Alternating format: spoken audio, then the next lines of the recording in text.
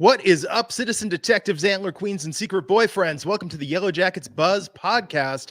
I'm Glenn Rubenstein, joined by NYC Demon Diva Taissa, and today, BJ Colangelo, writer, podcaster, host of This Ends at Prom. BJ, thank you for joining us today. Thank you for inviting me. It's really nice to be able to gush in my own voice and not have to write it out for once. Oh, I know. And this season finale, right? I mean, the season finale is something where I almost want to do a rewatch and just tweet, my thoughts on every scene. There's so much to dissect and discuss with this. And I'm so glad to have you joining us today. This Yellow Jacket season finale was incredible. I know we go on and on about this show on this podcast. That's why we're doing this podcast, because we love it so much. But this season finale, I think it almost toyed for me. It toyed with my expectations a little bit in a way that I felt very fulfilled by the time we especially got to the last 15 minutes. But BJ, what were your expectations going into the season finale? So I had spent most of the season. So I write recaps for Slash Film on all of the episodes. Mhm. And I was feeling really vindicated because I was making all these big theories and I kept getting payoff. I was like, yeah, I called it. And then during the penultimate episode, it felt like the creators went, all of those good feelings you have from Yeah. thinking you know what's happening, throw it out the window. Like, it's not, you have no idea what's happening anymore. So going into this week, I was like, I have thoughts that maybe I want. Like, I was really hoping for an adult Van appearance. But when I didn't get it, I was like, you know what? That's fine, because the show has proven that I need to stop thinking I'm smarter than them and trying Yes. to figure out what's going on. And I just need to enjoy the ride. No, absolutely. And that's interesting you bring that up, because you're also a writer and you've directed and you've done a lot of creative endeavors. And I feel like in a past life, but there is sort of that instinct when you watch these shows and think about, okay, what would I do? Or what would I like to see Mm-hmm, happen? Or where do I mm-hmm. think this should go? And I like that the times I've been wrong, I've actually almost been, with the exception of one thing in this episode, or two things in this episode, I'm more I feel more joy in the things I was wrong about than the things I was right about. Yeah, definitely. I was really bummed out when one of my previous predictions was like, "Oh, I feel like Ty seeing wolves because something's gonna happen to Van with a wolf," and I was like, "Oh, good news! My prediction was right. Bad news. My prediction was right." I know. I know. And Issa, you and I talked about this. I mean, we were tweeting. We interviewed, by the way, Rekha Sharma, who plays Jessica Roberts. Go back and listen to that interview. It was fantastic. She was delightful. And Issa, what did I say to you the second we got done with that interview? You said she's gonna die at the season finale, isn't she? And I was like, "Yup." She would not give us anything, and it was just our instinct and our predictions. I hate that we got it right. Well, technically speaking, we don't know if she's dead. I'm assuming that she is because I don't expect Misty to make a mistake. if Misty's intention is to off Jessica Roberts, she is off. So, but they don't necessarily confirm that Jessica Roberts is gone. Yeah, we are led to believe. So we've got so much to dive into. We open the show with the aftermath of Doom's Coming, which I went back and rewatched that second half. And BJ, I think you really called it, where it's like the good feelings about the show. I compared it to Breaking Bad's Ozymandias, where it was like, oh, I have Mhm. really been enjoying this ride, and then oh shit just got real. Like, this took a very dark turn. I think I was lying to myself about how feel good this show was, given what happened. And we see that the day after Doom Coming, with everyone waking up, sort of like what happened the night before. They do not know about the mushrooms yet, which they learn about in the episode. But then we cut to present day and Misty picking up some stuff from the nursing home, and then seeing that Gloria has passed away, seeing an opportunity there, talking with Nat about the different types of bleach and the cleanup. And what do you think, Issa, of that Misty's deal of what she wanted from Natalie was that Natalie's going to go to the reunion? Like, she can get anything she wants out of Natalie, and that was Misty's number one choice for a favor in exchange for helping dispose of a body. Oh, Issa, your thoughts? Yeah, I like this because the theory, and I think everybody agrees with this, is that Misty just wants to be liked and she wants that seal of approval from everyone. And I think Misty's excited about this reunion, but her showing up with her former friends, just proving that she has friends, I think that means everything to Misty. So of course that's what she would ask. No, it's very interesting seeing her journey through this episode, and then we contrast that with Natalie back in '96 and Travis. And BJ, what did you think about Travis's day after reaction after almost being ritualistically murdered? Travis, to me, in this moment, it was one of the more believable scenes for him, where he clearly knows that he made a mistake, but he's also grappling with these very serious, conflicting feelings of like, I wasn't super into what I did with Jackie, Yeah, but I just kind of did it because I was not in a really good headspace. Also, shrooms, and trying to grapple with what does that mean for him when he knows he loves Nat. yeah, And it was a moment where it kind of broke my heart. I've been kind of anti-Travis for most of the season just because I'm very gay and I really don't care about men in general. But the brilliant thing about Yellowjackets is they've been really good at making me hate men and then really come around to them in the end. And yeah. Travis was this week's episode or this week's contestant for me. So we are interviewing Kevin Alves this week on the podcast for a special episode, and I just have to commend so much that I cringe so much at his behavior because I see shades of how I felt as a teenage boy. I see shades of people, so many people that I knew, sort of this attitude of this insecurity, this shyness, this anger, these feelings. And yeah, he's very complicated. I mean, Travis is not an inherently likable character, and they didn't portray him as such. But I think that Mhm. as we peel back the layers and he becomes more well-rounded, it's amazing that at the end of episode 3 we see adult Travis die, and that really doesn't mean anything because we really have no context, and that becomes more and more of a tragedy the longer the series goes on and the longer we get to know Travis and his relationship with Natalie. So I really like how they're doing that. Yeah, I do too. I think that it's been really smart. And again, the show's been really, really good at playing with all of the conventions of what we expect and has been really, really good at sort of making us feel one way about a character and then shifting it at the last second really intensely. And giving him that moment to show his legitimate vulnerability was such a smart decision. Yeah, and Issa, what do you think about the fact that here we are, it's the day after, and Travis is cleaning his neck, but they haven't gone to look for Javi yet? Do you think it's a little what do you think the mindset was in sort of waiting this long for him to look for his younger brother? I mean, obviously, it shows that they're just like now kind of like getting over the effects of whatever it is they were on, the shrooms. I still have a theory that the berries also played a part in this. Mm. So I think, we all have woken up with a hangover. It takes a little while to kind of look around, make sure you're all put together, make sure you are where you're supposed to be, and then you start looking for the people that were there with you. So I think he's just going through the steps of waking up after the WTF just happened that he went through. Yeah. Yeah, it's interesting. Present day, Misty and Natalie arrive at Adam's apartment, and okay, here we go. Misty has been preparing her entire life for this moment. How do you dispose of the body? BJ, where do you think she got all this information from? Oh, the internet, obviously. This is citizen detective work 101 is how to hide a body. She knows everything she's got to do. I also firmly believe this is not Misty's first time killing somebody. And she's just now it's like it's an art to her and she revels in the artistry of being able to dispose a body. Yeah. To BJ's point, and I'm skipping ahead just a little bit, but when they're in the apartment just cleaning, like cutting up a body and cleaning up the blood, and Misty just says, "Oh, I just had the most weird deja vu," and I'm like, she would have deja vu in the middle of like cutting up a body, and like that is Misty. But the way that she says it just so cutesy. I just gotta love Misty. We love Misty here, so she I, definitely lo- killed and hide a body before, definitely. I love Misty, but Misty is starting to terrify me more and more the longer this show goes on. BJ, who's your favorite 2021 versus 96 character? Oh, ooh, that's like asking me to choose between children. That's really difficult. Wow. The easy answer is probably Misty, just because she's Yeah. so unhinged and there's a lot to play with.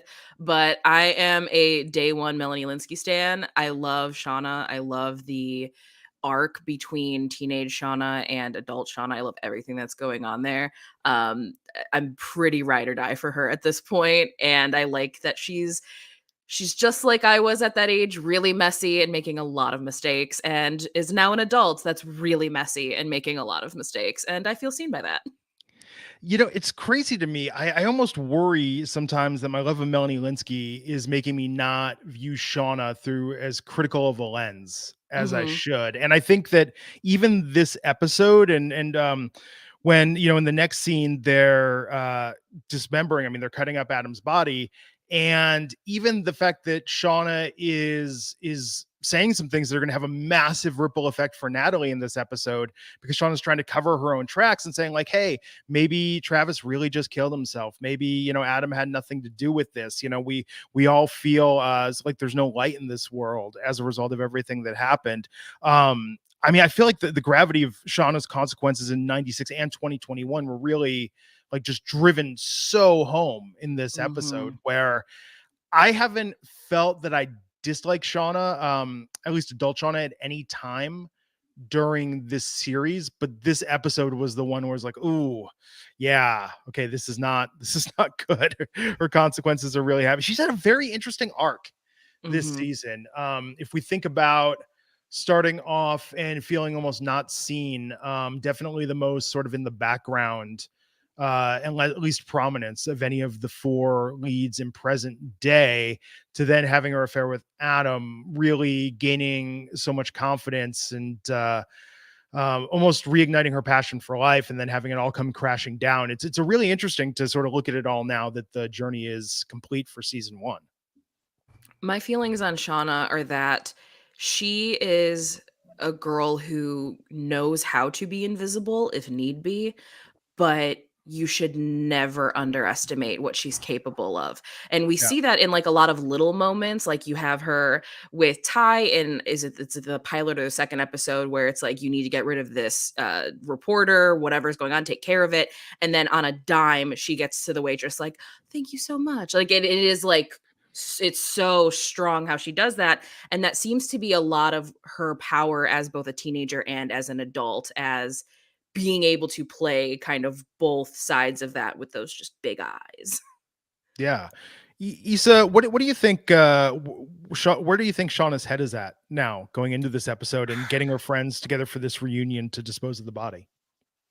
I just learned so much about Shauna in this episode. And my motto for Shauna since the first episode that we made was Shauna is messy. I'm sorry, I love her. I love the portrayal, but she's messy. But what I learned from Shauna in this episode is that I believe she's the most cold hearted, no feelings involved, more disconnected out of all of them, which is scary because I feel like with the other ones, you can see them falling apart. You can see their struggles. Where with Shauna, you would think she's the one that has it together the most, but I think she's the most evil. And I still believe, and I know that everybody's gonna say no. I still believe that at some point she's either the Antler Queen or the Antler Queen role will be passed back and forward between her and Lottie. I think that Shauna has a lot to do with this, whatever it is that goes off in the woods, and whatever it is we will be learning on season 2. Yeah, potentially. And Natalie asking Shauna, do you still remember how to do this, and cutting up the body? And Shauna says, yes.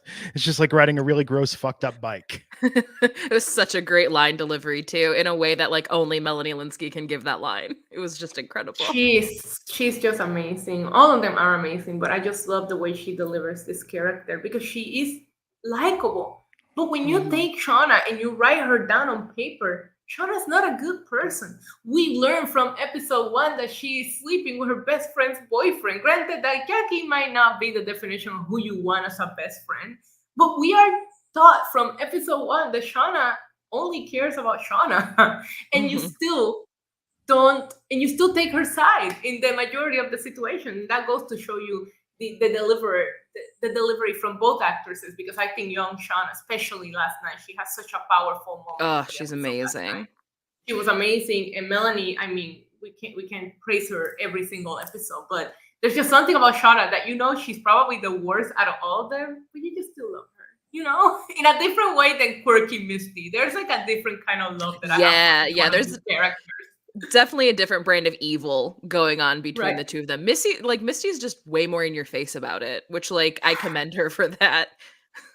See, Yeah. I like the undercover evilness of Shauna. Like when she delivers that line later on to Randy. Oh, I love that. I'm like, yeah, that's Shauna. And she meant it. She meant it. It's not threatening his life oh, I'm gonna kill you if you say something. No, no, no. She will end Randy if he says something.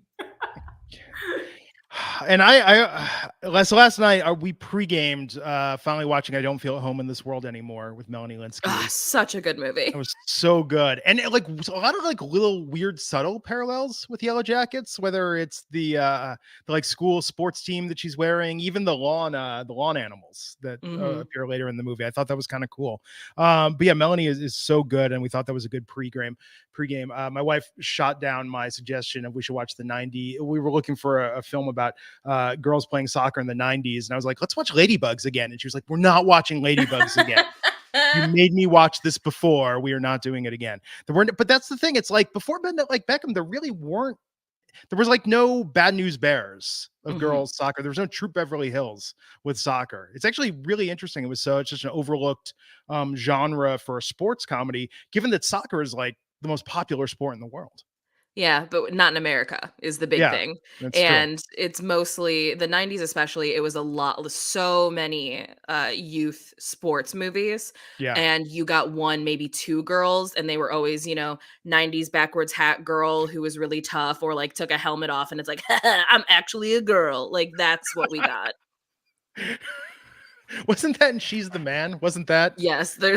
it's such a stupid That's trope. always the reveal. It's Then the the reveal of Mighty the 90s, Ducks, yeah. like, yeah, there's so many, like, oh, that's a girl, oh my god. Gotcha. Yeah. Takes the hat off, the head of hair that cannot be contained under that hat. No, nobody in I'm there. like, I have long hair. I can never put my hair all up under a hat. It's impossible. Yeah, no one in the world has ever had loose long hair under a helmet in a sports game. It is in a ponytail and a bun that is pinned to your head. Absolutely not. Oh, I want that so bad now. We were joking last week. Okay, so couple things. One, somebody's got to hit up Showtime licensing, and we need Shauna's journals, one per season.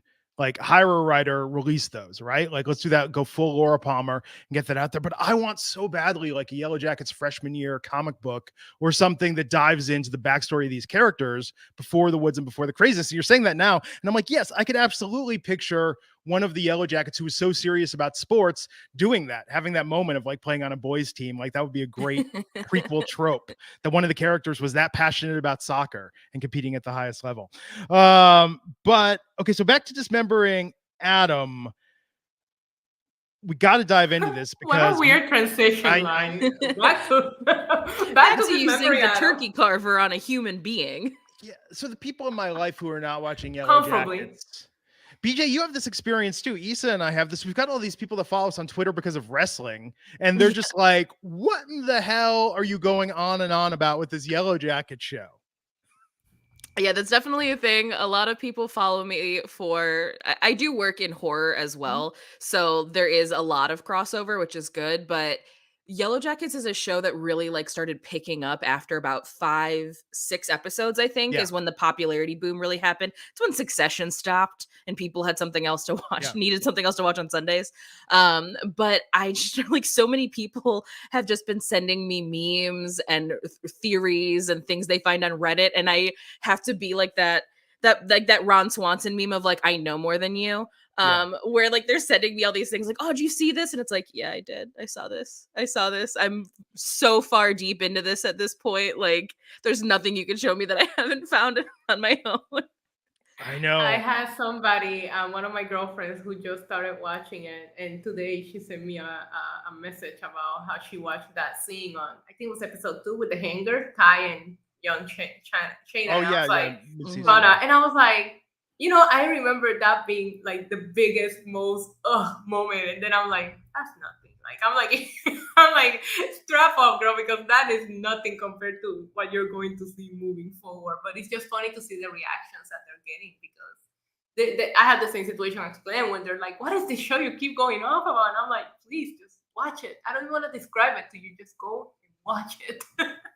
Actually, before we dive into this with Adam, BJ, do you think there's almost a danger now because, okay, the season's complete, right? And I'm sure we've all seen tweets from people saying, hey, I'm going to wait until the season's over, and then I'm going to binge it. Do you think there's almost, I don't want to say danger, but it's going to be, how different do you think the situation is going to be for the binge watchers versus us that have been going week to week on this? In a weird way, I think it may be beneficial for some people because I think that the binge watch sort of way that so many people consume media has kind of warped their perspectives on things. Because I do know a lot of people who have been complaining, oh, I think it's too slow. And I'm like, Yeah. I don't think that it's slow at all. I think that you have forgotten what it's like to have to wait week to week for new episodes for something that is this compelling. Because I think of similar shows that exist, and a lot of like the crossover appeal. And there are people who like horror, they like big dramas, and a lot of those are the things that they get dumped on Netflix and they can binge it all in 2 days. Yeah. So I think it might be beneficial, and I do think that because this is a show that allows for so much theorizing, I think there's going to be a lot of repeat viewings from Yeah. people now that they have the time. So I don't necessarily think that it's a bad thing. Yeah. So this is going to continue, and I would love to get your take on this. So Misty is making it explicitly clear the head and the hands, torsos are useless. With Adam, BJ, where are you at with your thoughts on Oh, Adam? this is gonna bite them in the ass so hard because he has a giant back tattoo. Yeah. And I don't, based on how things were set up, where she and Ty were cleaning, and Nat and Shauna were the ones doing like the cut up body. And when Misty sees him for the first time, he's laying on his back. I don't Mhm. think Misty knows he has this giant back tattoo. So I think she was just happy to, take his head and hands and go send it over to the cremation, and have a good time there. I don't think she thought about like, hey, there's a humongously identifiable tattoo on his back.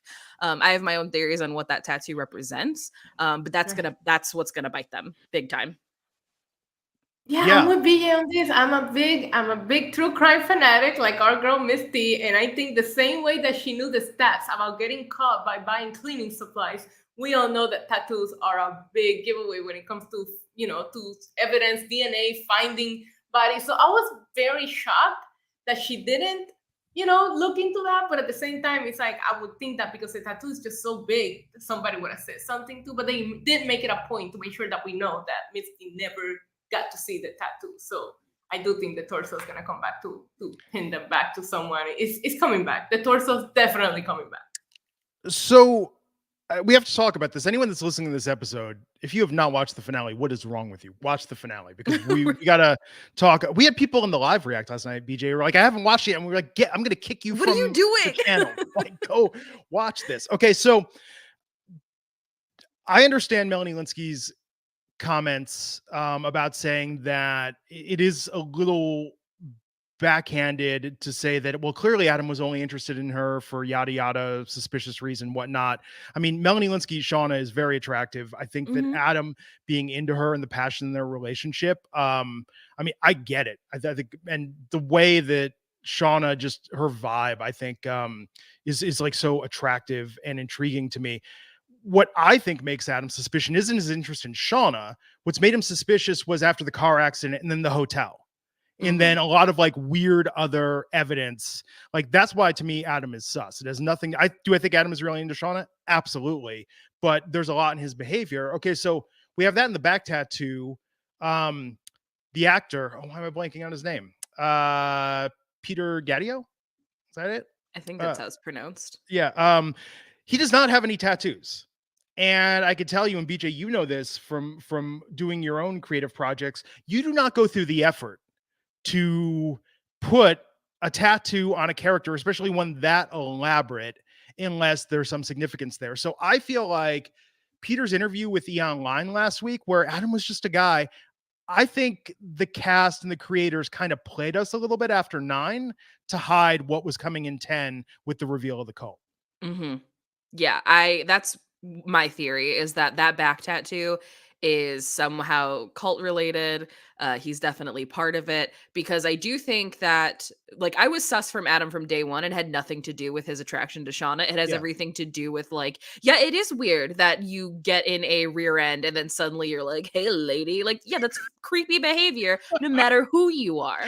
But then when you compound that with Shauna's history, like, of course, like, you're gonna have red flags. And I feel so bad because I think Shauna genuinely does, like, she was really into him, and this was like the big thing to spice up her life, and she thought Jeff was cheating. Like, I get all of this, but part of me is like, girl, where's your self-preservation skills? You should know better. Yeah. I think Shauna was in love with the idea of Adam, right? Like I personally Yes. think that Shauna was in like this weird denial to where she thought that Adam didn't know anything about her and wanted her, and for 1 second she could just not be the surviving yellow jacket and could be just somebody's interest. Even though she probably knew better, she chose to ignore it until Callie obviously like put it right in her face. But I do think that she was in love with the idea of just not being the Shauna that she's been her whole life since she was a teenager. Like, I think that had to be something that was so appealing to her, even if she had to kind of disconnect from reality, because I do think that Shauna should be aware of the fact that everybody knows who she is. There is such a comfort to that, though. Like, obviously, I've not survived a like nationwide phenomenon of a plane crash as a teenager, but like, it sounds so dumb. But, like, I'm verified on Twitter, and like, I write, and people know things that I do, and I frequently will go to like conventions or whatever, and people know who I am, and they talk to me, and they know so much about me, despite me having no idea who they are. And there's something so comfortable and just refreshing when you meet somebody who doesn't know who you are. And like, for Adam to kind of play that up of like not knowing that about her, like, that has to be such a nice escape from Yeah. the world she's in. She gets to kind of play in this fantasy land where she's not a yellow jacket, and she's just a lady who met this guy and is having like hot sex. Like, that is so appealing. Of course she fell into it. Yeah, but there's so many red flags, but I can see, especially the way you just described it, and like I love the date night that they had when they were just acting ridiculous and doing all kinds of stupid things. And it just goes to show you what Shauna is really missing, is just being able to be Shauna and not be identified by you survive a plane crash as a teenager. So it's weird because I thought he was sus and I thought this was very messy of Shauna, but at the same time, I did like what Adam brought to Shauna for a short period of time. I thought it was great that she got to escape her reality, well, her hell, basically, because her reality must be a hell. Well, and I think that for season 2, this presents an interesting arc. So we see Shauna's aftermath, and we'll talk about that. I mean, Shauna crying in the shower and the way she's processing all this. I mean, she had feelings for that this was guy. so powerful. She That had to was cut so up, powerful. and she had to cut up his body. But she is feeling guilty, I think, in season 2 when we get into Adam's backstory and the cult. And by the way, his history being the tattoo, literally being his backstory. Yeah, it's so good. So good. The writers have a very good sense of humor. From Ty being up a tree to literally at the end, we saw her alter ego. I think they're very clever, but I think that Shauna is going to have some relief in season 2 to justify her action when she learns that, oh, the woods, the Poconos, this guy had an ulterior motive. I think that that's going to bring her both like a sense of comfort of like, oh, thank God. But then that reality is also going to sink in of like, oh, he really didn't like me the way that I thought he did. Yeah. And like, that's going to be really heartbreaking. Because in the previous episode, when she's trying to explain, and obviously she's trying to also cover for Jeff, but she's trying to explain, and she has that very real burst of emotion where she's like, I really thought that he liked me. And you're like, oh no, baby, I'm so sorry.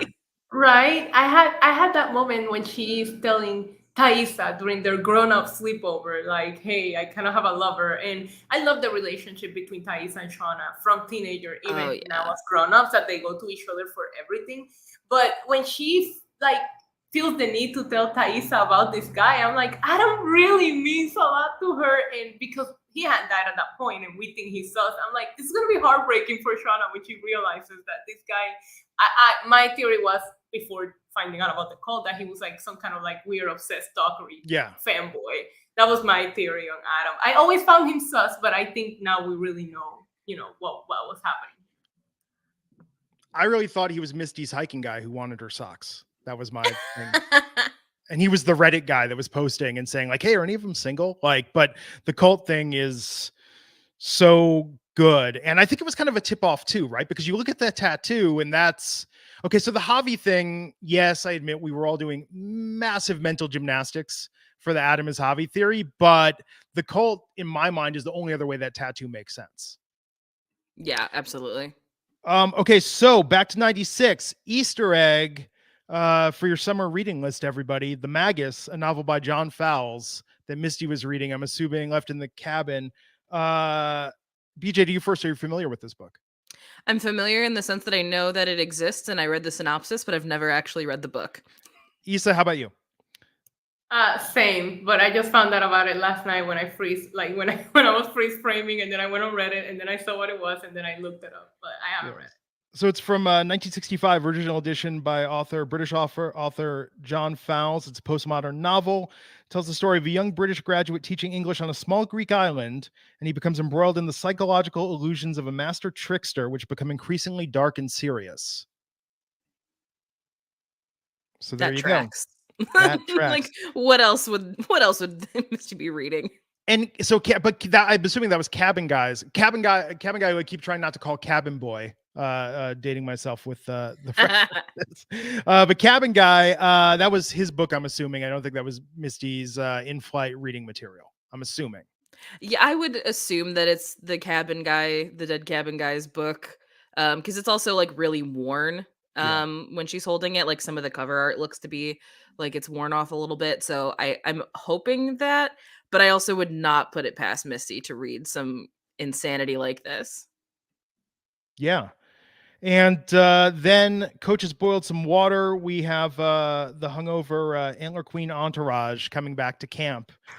And we have the fallout of everything. I mean, we have Jackie and Shauna starting with things. I love this show. Reminds me so much of that we're in 96. Coach Ben is forget the music, forget the culture references. Coach Ben reminds me that it's 96 when after coming out to the forest and the woodland creatures starts backtracking it immediately the next day and saying, hey, we all said some stuff last night. Yeah, that like hurt my heart a little bit as a gay person, but it's also like, yeah, no, there's safety in the closet. I understand exactly what's going on, especially because he fully knows that Misty's been poisoning him and he just scorned her real bad, and that's gonna put a target on his back. So I get it. It's not only just that kind of like internalized homophobia so many people had in the 90s because it just was not safe, but also Misty is not safe. Yeah. Yes, I have been enjoying seeing both sides of that aspect when it comes to 1996. Getting to see Ben and Ty come out and be open in front of of their friends about their relationship, and then seeing the fear that Coach Ben had of people finding out. Just seeing both aspects of the story has been so significant for me. Yeah, big time. And then we have Ben dropping on the group. The coach is saying, hey, the mushrooms. Because the rest of them weren't aware. They thought it was just the berry one. And they're accusing Misty, and Misty's like, oh no, they were for Ben. Like, that makes it okay. And I think it's Mary who says, like, do you have any idea how crazy you sound right now? Or whatever. And it's like, I'm glad somebody finally acknowledged it. Like, it just being for Coach Ben does not make it better, Misty.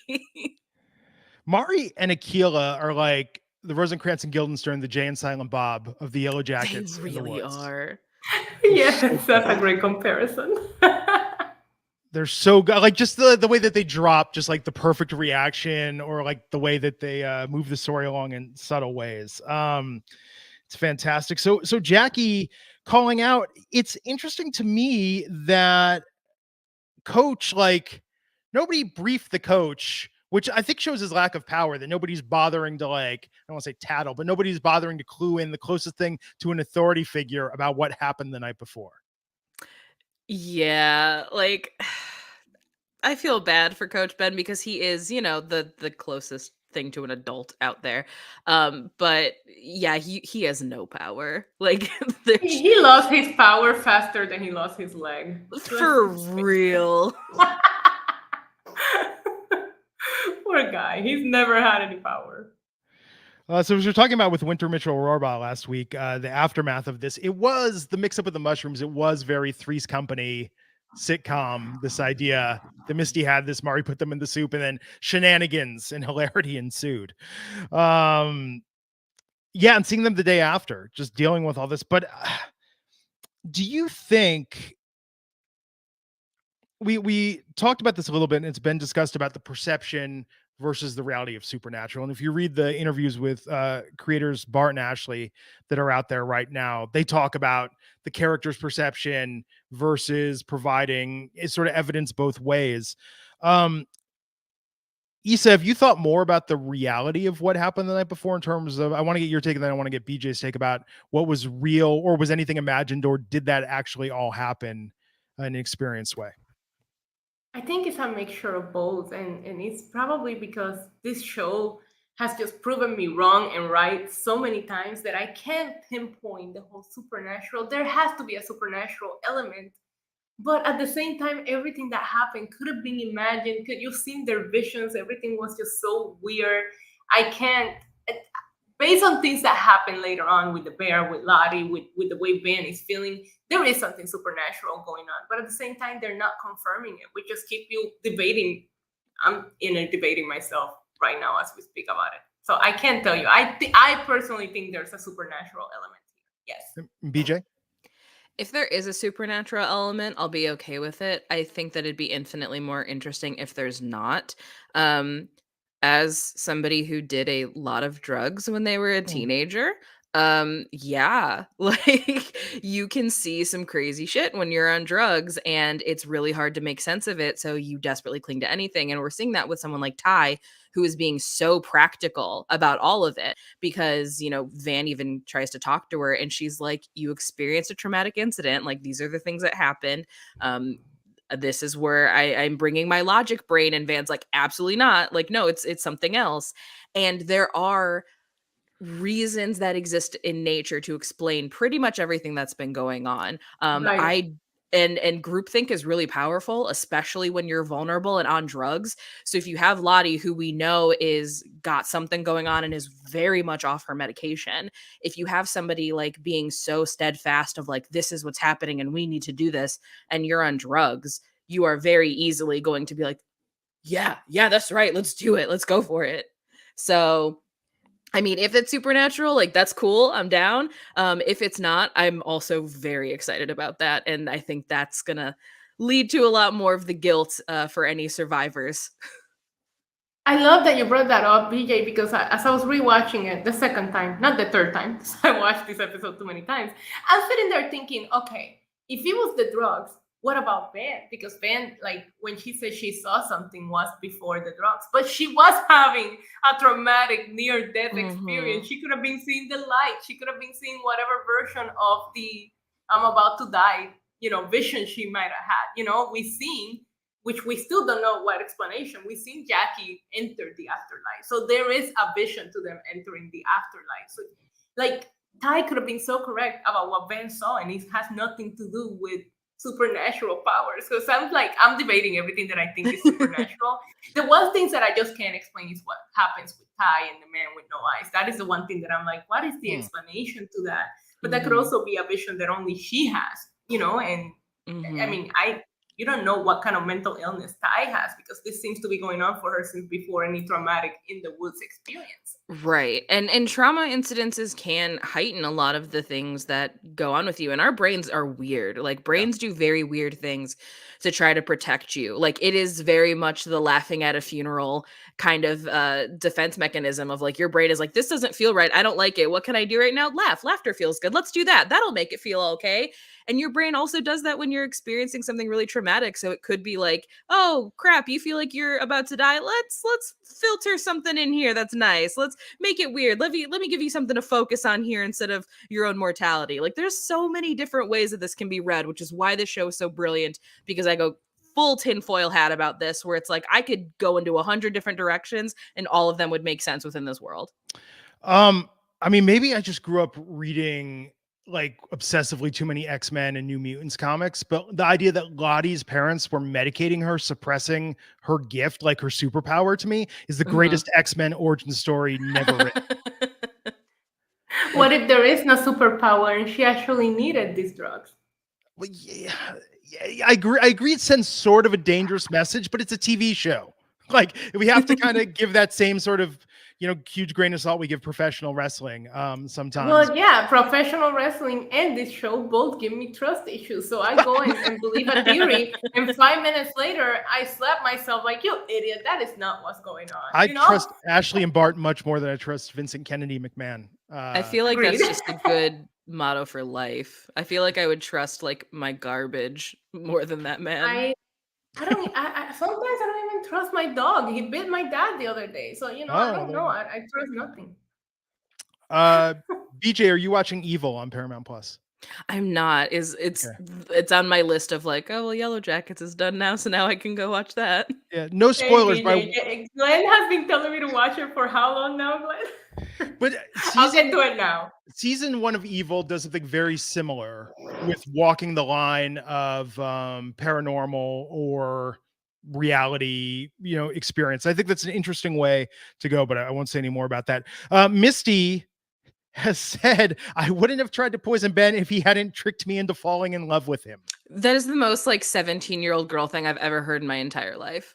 Like that's every girl who was really upset when they found out Lance Bass was gay. Or Ricky Martin in my Puerto Rican case. Oh yeah. That's another one. What do you mean? Where were the signs? Everywhere. Everywhere. Did you not watch Shake Your Bonbon? He could shake it better than me. That's where the signs right there. Misty owns a copy of The Crush on VHS still. Yeah, absolutely. Oh, yeah. And hey, The Crush has a whole speech on Yellowjackets. Yes. Lest we forget, that exists in that movie. Alicia Silverstone said, watch Yellowjackets. The Crush is like one of the best From Hell movies ever made. I mean, just in terms of like pure, just leaning into that genre. It's so good. Oh yeah. I love that movie. Even Swim Fan is like pretty decent as like a B-level crush. Okay. So the bear wrestling in the woods, the bear walks up to Lottie and essentially surrenders as sacrifice. Lottie says, give me the knife, and stabs the bear. BJ, if there's nothing supernatural going on, how do you explain this? He ate Javi. And bears are way more docile when they're fed. And we also know that it's about to be winter. This bear's just chilling out. It's hibernation time. I'm tired. I gotta lay down. I got a full belly full of Javi. I'm just gonna lay here. And Lottie's like, cool, I'm gonna stab you. The theory about the bear eating Javi, I like this. I didn't think about that. However, yeah, I think the bear was just trying to be cute. It was weird when I'm watching that. Maybe it's because I'm an animal lover, but when the bear just got down like that, it looked so cute. I was like, oh, I will hug it. It was very cute. And it like, was so adorable. And bears are one of those creatures that like we know are very, very intense. Like we know bears are scary and they're super dangerous, but there are also so many videos of like when bears are walking like humans, like walking by in the forest, or bears that are just kind of like hanging out and they're just being big fluffy things that could actually kill you. And there like is so many bear cartoon characters that we're introduced to, right? And I know, Glenn, listen, you're laughing, but remember, okay, I grew up in Puerto Rico, so there is no grizzly bears here. So when you start seeing it, you're seeing these cartoons, and then you see what these bears actually look like, and they're like, whoa, that's not what it was portrayed to me. I want to hug Winnie the Pooh. I don't want to stab it in the head. So I thought the bear was cute. The bear surrendering, I think there is a lot of natural explanations to it. At the same time, there could be something supernatural. I don't know. That is the debate today. Mm-hmm. Yeah. Lottie's like Crocodile Dundee. She just knows how to talk to nature. So the bear ate Javi. I'm seeing this theory start to catch fire, but this is the next day. I mean, if they cut that bear open, it should be like, Alex Kintner and Jaws is just going to come pouring out of the bear. If the bear ate Javi the night before. Yeah, that's true. But we also don't see them really cut into the organs. The only people who cut into the organs that at least we perceived know of is Lottie, because she gets the heart. So if anyone would know, it would be her, and she doesn't care because at this point she's very much like, yeah, we're spilling blood for food. So I don't know. There's a lot to play with here. Yeah, I was gonna say, wouldn't it depend? Because listen, my only experience here is watching the Discovery Channel, right? But Sometimes they don't eat their entire prey. They save it and keep going back to eating it. So what if he just ate like a piece of Javi and he's hiding the rest somewhere else for later? They're about to hibernate. He probably took the rest of the body to his little cave, and then he's laying there for him to eat later on. And bears are a lot more chompy than sharks. They're gonna chew. Sharks are like swallow whole and like kind of bite just to get it manageable to swallow. Bears are chompy. Right. Bears He's want to probably- enjoy it, so they're just gonna like go through it, you know? Maybe Javi is like Boba Fett in the Sarlacc pit, and she's gonna just bust out of the bear's stomach. He's gonna come out on the other side. And then we're gonna have a very mixed reaction solo series about Yes. adult Javi. Weirdest needle drop in the entire series, going from this to all I want to do is to Rump Shaker. It's so good. It's so good. The needle drops this season have been incredible, and this episode is kind of like if you had to introduce somebody to the needle drops of Yellowjackets, this is the way to do it. Yes, all I want to do is zoom, and a boom, boom, just right to it. What a jam. This was so much of this episode was very on point with high school reunion music, where it's you have a DJ. The DJ is really not paying close attention to the exact year, and they just think, "Oh, songs from the '90s," and you get this weird mix of things. We had the Divinals, which was like early, like I think it was Divinals 89. I know it gets played on the Sirius XM 80s channel a lot, but I want to say like Divinals like 89, 90, like right on the cusp. I think somewhere around there, yeah. Yeah. But Rump Shaker, it's the reunion. This was good. I almost wonder if the Humpty Dance was too expensive and Rump Shaker was like the. We have to interview the soundtrack supervisors on this because this has been just a masterful season of music. Yeah. With everything they have done. We have Randy and Jeff. Randy and Jeff talking. This is like a scene out of like a later Farrelly Brothers movie of like the two guys of like, I'm just freaking out, man. Do you think they know? What are we going to do? Like, this is a totally different journey in this scene, their experience at the reunion. Randy is so many guys that I went to high school with. Like so many of them. They haven't left town. They work for their dad's used car dealership. They still wear their high school class graduation ring. Like, God, I know that guy so well. Well, and then speaking of former classmates, I have to admit, this episode didn't give us all the answers we wanted up front. And it was a little sort of like, okay, I'm nervous. My distraction and my joy for the first half of this episode was grown-up Allie, who comes in like a force of nature with the Jeff, like somebody's working out. And somehow she's young. She's like, okay, she was not class of 96. You could tell she bullied her way into making this trauma her own, planning the reunion. But how is it that she is younger than the other women, yet somehow she talks like a 65-year-old retiree who moved from New Jersey to Florida? So I have a couple theories on Allie. First of all, I hate how much I love her because like everything about her is a character that I just hate. But when she was like, "Shut up, Doug, you're a grown man," or like, "Shut the fuck up, Doug, you're a grown man," I lost my mind. I was like, "Oh, she's great." But I very much feel like there was such an important note in the pilot of like she's the freshman who was asked to prom, and it was like a huge deal. So I assume she married somebody from the class of 96. Yeah.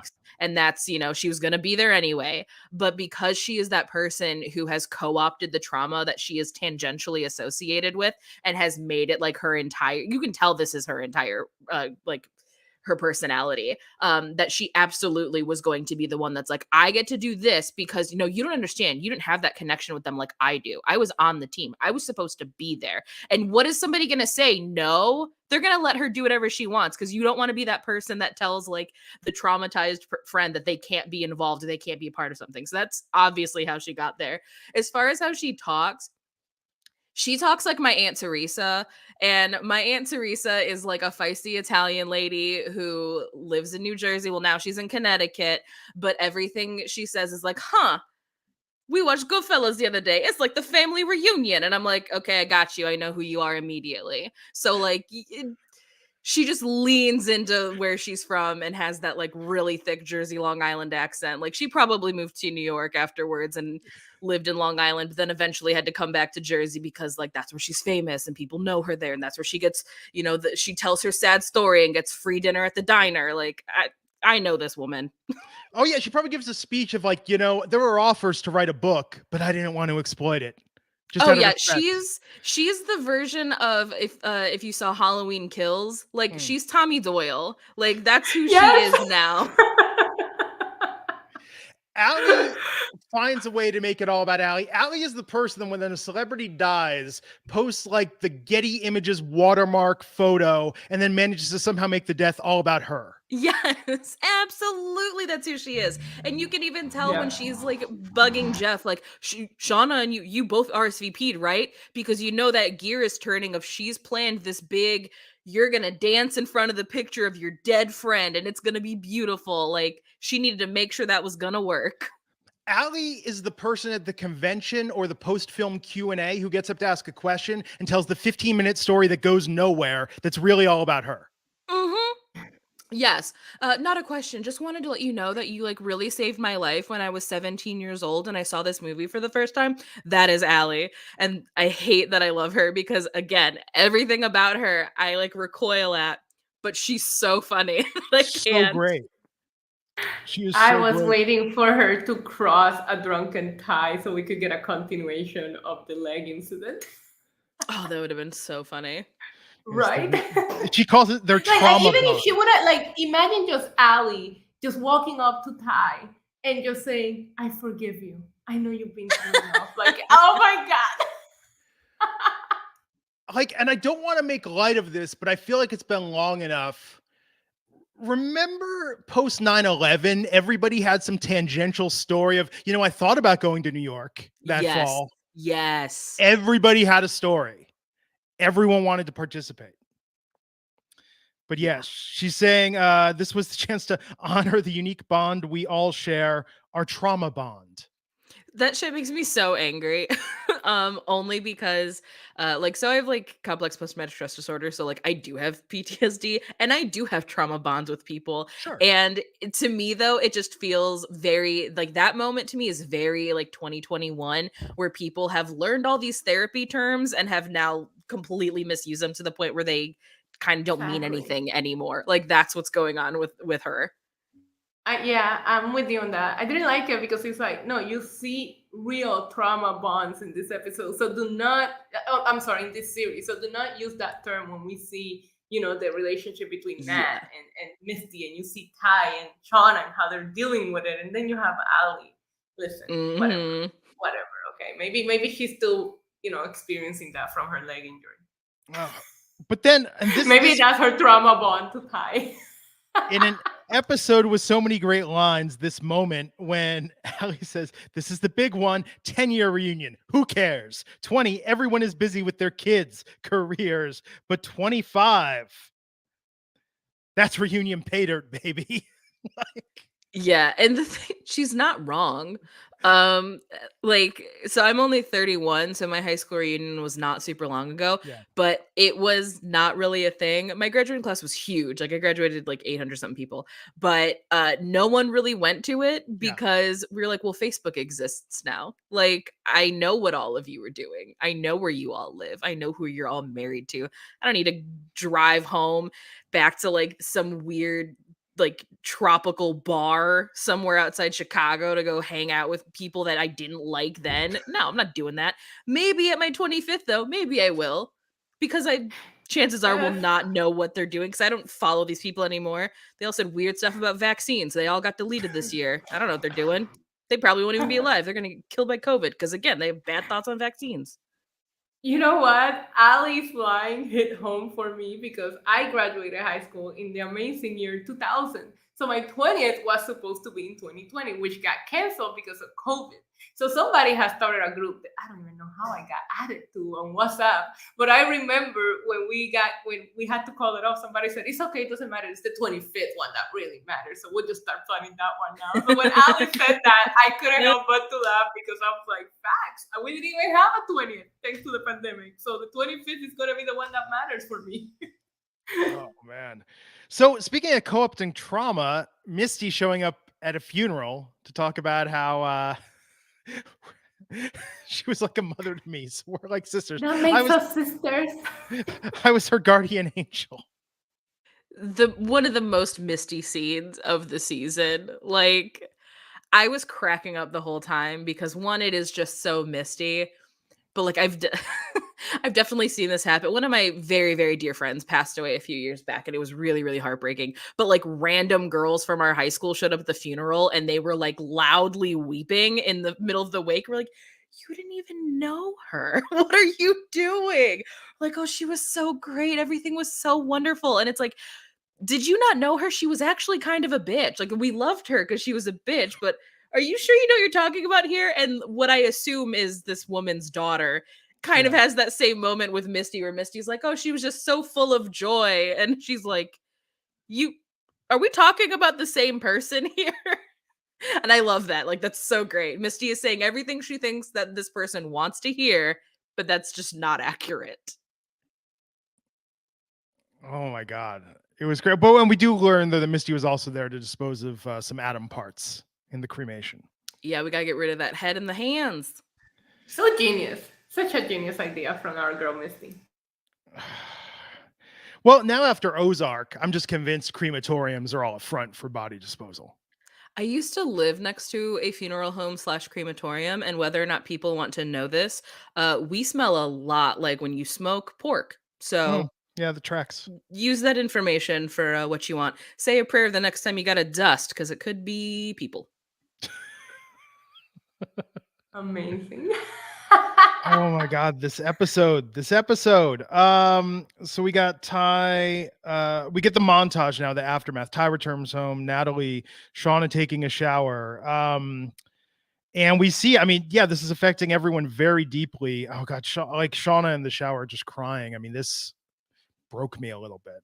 Yeah, I seeing Melanie Linsky cry, like it makes me cry because I don't want her to feel an ounce of pain ever in her life. Yeah, and it's the first time that we really see her vulnerable. I was speaking earlier about how disconnected she is and how so upfront and not having any feelings, and just to see her being vulnerable. Same with Ty entering into that empty house, and Natalie, just seeing the three of them process what they just went through. I thought this was so powerful, but the way that they shot Shauna in the shower, just crying when she's always been so put together, so non the feelings kind of person, just really hit home. I think I might have teared up with her. Well, and it's interesting because Melanie Linsky, I feel like, gets to play defeated, frustrated, exasperated, end of her rope in so many different roles. But I don't think I've seen her. Nothing else comes to mind where we're just full on breakdown like this. So this was definitely a whole other level for Shauna. It was very good. Very, very good. There was a couple of connects that they did with young Shauna and modern day Shauna in this episode that I thought were so well done. We did get to see young Shauna have a breakdown at the end of the episode. There was also on the beginning when she's sitting there just staring at the blood coming through, like soaking through the sheet of Adam, and then you see her later on trying to like taste the blood of the bear. There was a couple of connections that they made between modern day Shauna and young Shauna that I appreciate the subtle taste on how they did it. And Shauna comes out of the shower to see that Jeff. Talk about a redemption arc. BJ, tell me about your journey with Jeff this season. Oh my god. Like from Jump Street, I was like, fuck Jeff. He does not deserve her. He no, absolutely not. You are that jerk who peaked in high school. I don't like you. I also have like a weird feeling about, knowing the start of their relationship where I'm like, yeah, you're a scumbag. Of course you're cheating on her. I don't like you. He started to grow on me when they had the brunch, and he really goes to bat for Shauna in front of Jackie's awful waspy parents. And I was like, okay, Jeff, this is a nice color on you. I'm here for this.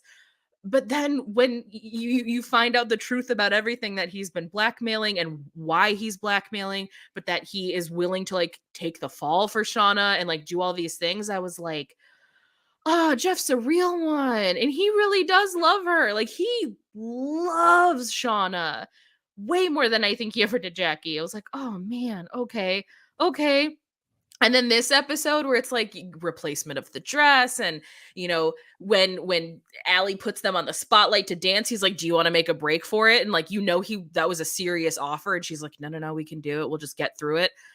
How dare they make me root for a straight cis man? Like, how dare you, Yellowjackets? Because I'm very much on Team Jeff right now. I Same, it same. might change. Maybe he's also in the cult and we don't know about it. I don't know.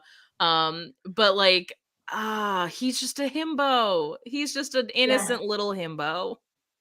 Yeah, I'm definitely Team Jeff, which I've been outspoken about in other episodes. I really like him, and I thought, I don't think, to BJ's point, that he ever loved Jackie. I think he loved the idea of being with Jackie. Oh yeah. He was the high school like jock, the popular guy. So he is meant to be with Jackie. There was probably no feelings behind it other than the fact that the whole town puts them together because it's prom king and queen, so they're supposed to date. Yes, absolutely. If you look back, it's like blinking, you miss it, freeze frame in the Jackie, perhaps Shauna journals that we saw in the brunch episode. There's, I think, talk of like Jeff at the roller rink and Brian Adams, everything I do it for you. Like you could barely read it, but the way Shauna and Jackie are talking, I feel like Jackie almost casts Jeff as her boyfriend, and Jeff was just like, okay, I guess I'm doing this because Jackie told me that she wants to date me. He was probably like the kid freshman year that had really good hair, Yep.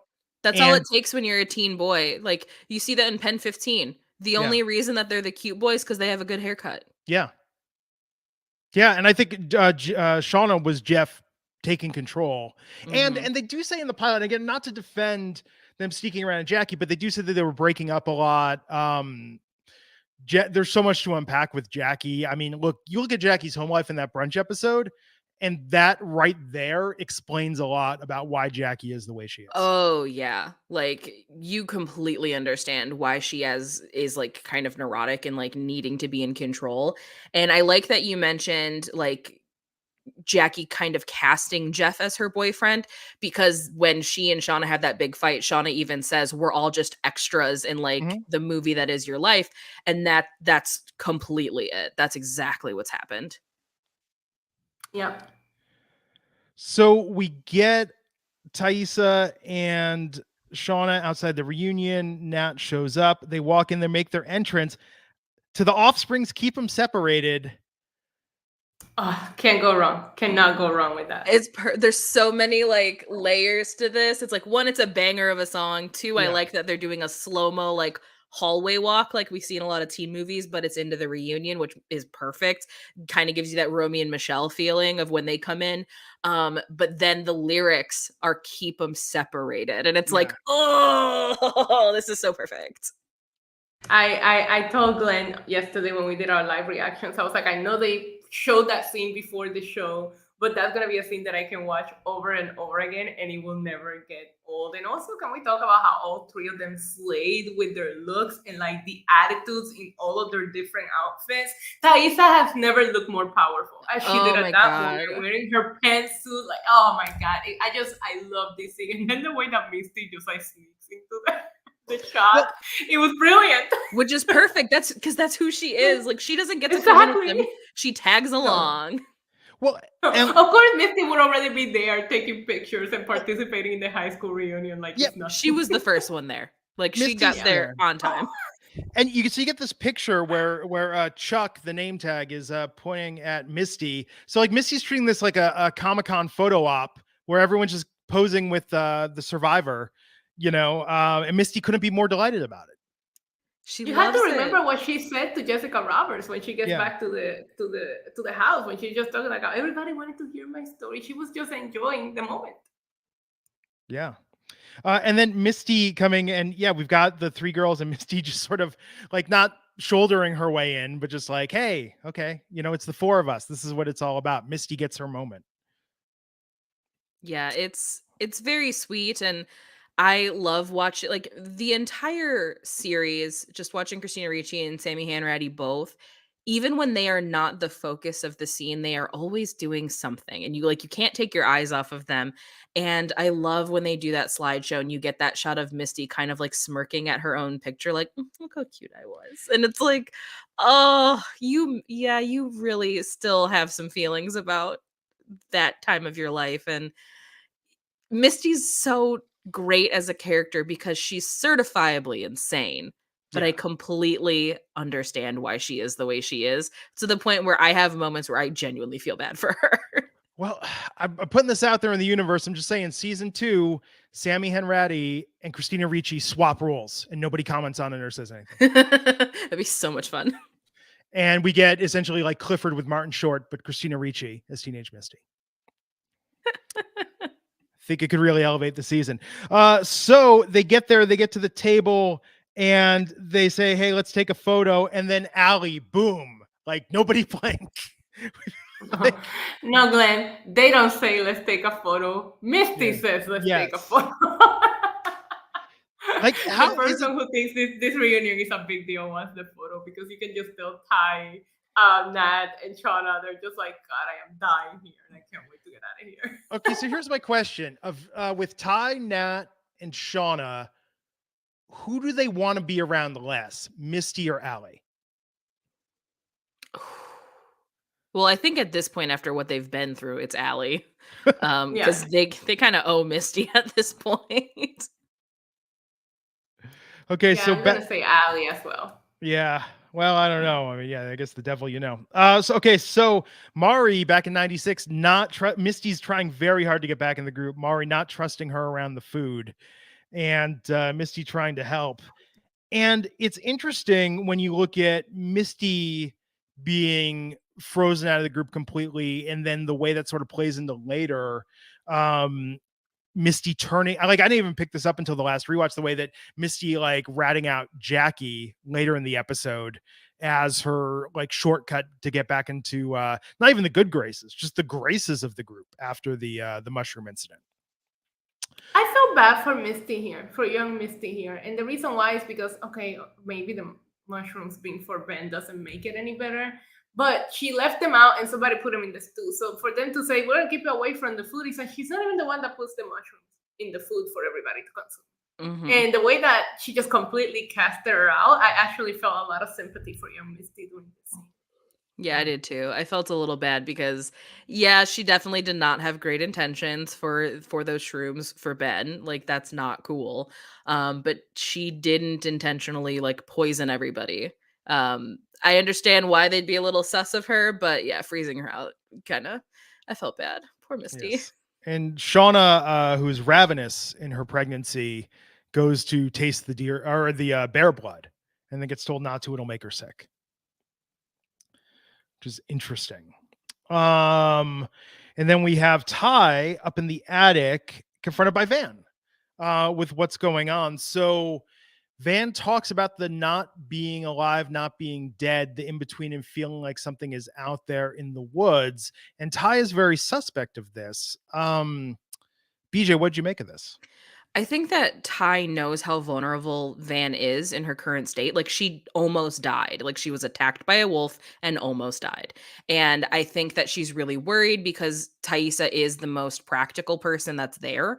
And she's seeing what's going on with Lottie. She's seeing what's going on as the result of everybody being on shrooms and seeing kind of this like very carnal thing coming out of people, and knowing that when people are scared, they tend to believe things because they just need something to hold on to. Mm-hmm. And I think she's very worried because this is somebody that she clearly loves. This is the first love of her life, and she's so scared that she's about to like get taken advantage of or fall into something, and she's really trying to help her rationalize it. But once she realizes like that's not the course of action here, she does do like the good girlfriend thing and is like, no, we're okay. Like, let me just give you this hug, because she's keeping her closer. Like, it sounds really weird, but I've been seeing this a lot with like people who have lost family to like QAnon, where you see them like, you don't want to push them out as much as you want. You kind of want to bring them closer of like, no, I got to help you. And the only way I can help you is if you're near me. I can't help you if I push you out. And Ty notices that. She's like, I can't really shut her out of this, because then I'm gonna absolutely lose her. There's no saving her if that happens. Yeah. So what do you think? There was a very small Easter egg in this scene. I don't know if you caught it, but when Ty is looking out the window, there's a tiny little figure of a wolf at the Oh window. yeah, the one Javi So I card. thought I thought that was very interesting that they placed it there exactly during a scene that involved Van. I think that Taissa, I think she's also in denial. And Van called her out in doing this conversation where she says, "I get that you're scared too," and it's true. And Taissa is just not going to openly be vulnerable or admit to being scared or not knowing what is going on. So I like that Van called her out in a way that stop thinking practical. There is something else going on here. But at this time, I felt like they were both making a valid point, and you don't know what to believe. Here's why Van is right.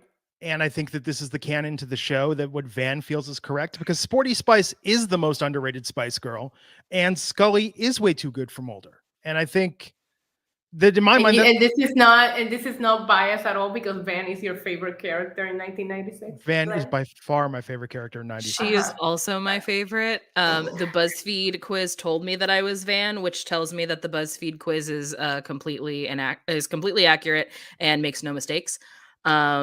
The only thing I will say, the only thing I will say in this scene that made me kind of get a little dog-eared is that the Spice Girls didn't make their way to the US until 1997. So there's that, but Yeah. that's just, you know, a minor I know, issue. but people are jumping on. So I knew something was coming. Remember when there was the Jay Mascis Nirvana thing in episode, what was it, 4? In that thread, I made some joke to Ashley Lyle about saying, you know, the real tragedy of Yellowjackets is that it's 96, so they're going to completely miss out on Spice Mania. And then Ashley was like, no, that was 96. I was like, no, it was UK in the summer of 96, but it was US January 97. And she said, like, okay, be prepared for a mild anachronism in the series. But she did say, and this is like in their defense, like, look, Jackie's journal pages, my headcanon is Shauna wrote those. I think Shauna's been possessed, and every year when she goes for Jackie's birthday, she puts an entry in that journal. That's why she was in the room with the journal, sort of writing as Jackie. That's her therapy. That's very much where my head went, because at first I was like, oh, Jackie's alive. And then I was like, oh no, okay, no, this theory makes more sense. I think this is Shauna's healing is keeping her alive in this way.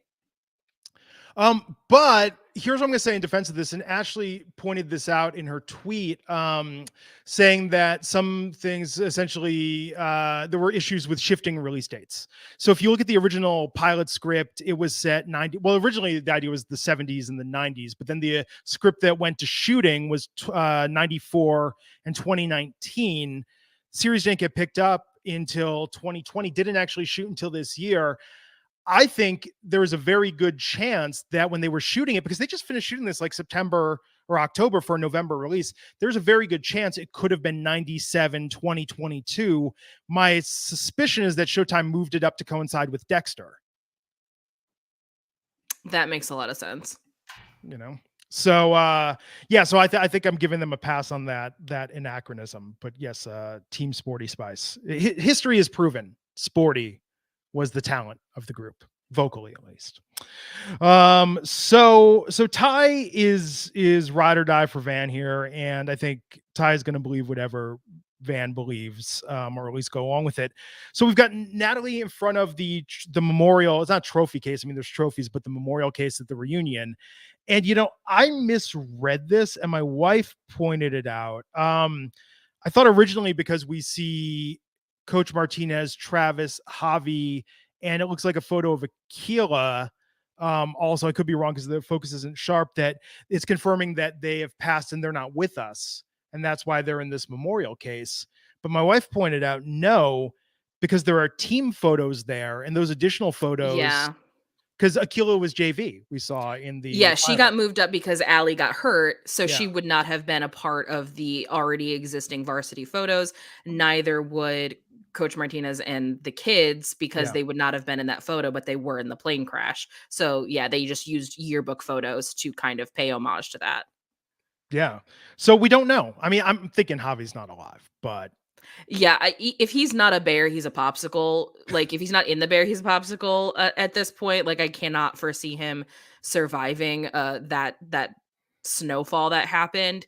I love this scene. It was probably my favorite visual moment of this entire episode because I am a firm believer that high schools are time capsules for trauma. Ooh. Because when I was in high school, I always tell people I was like goth Tracy Flick. I was involved in everything. So there are like dozens of photos of me in trophy cases, outside the gym, like whatever, at my high school. And I never in a million years want to go back and see that. Like, that's so jarring to me because you look at these pictures and you know who they are and you can see, oh, they were the state winning soccer team. But that doesn't tell you what really happened. Like, you don't really know those people. So there are going to be students that are going to go and walk past that trophy case every single day.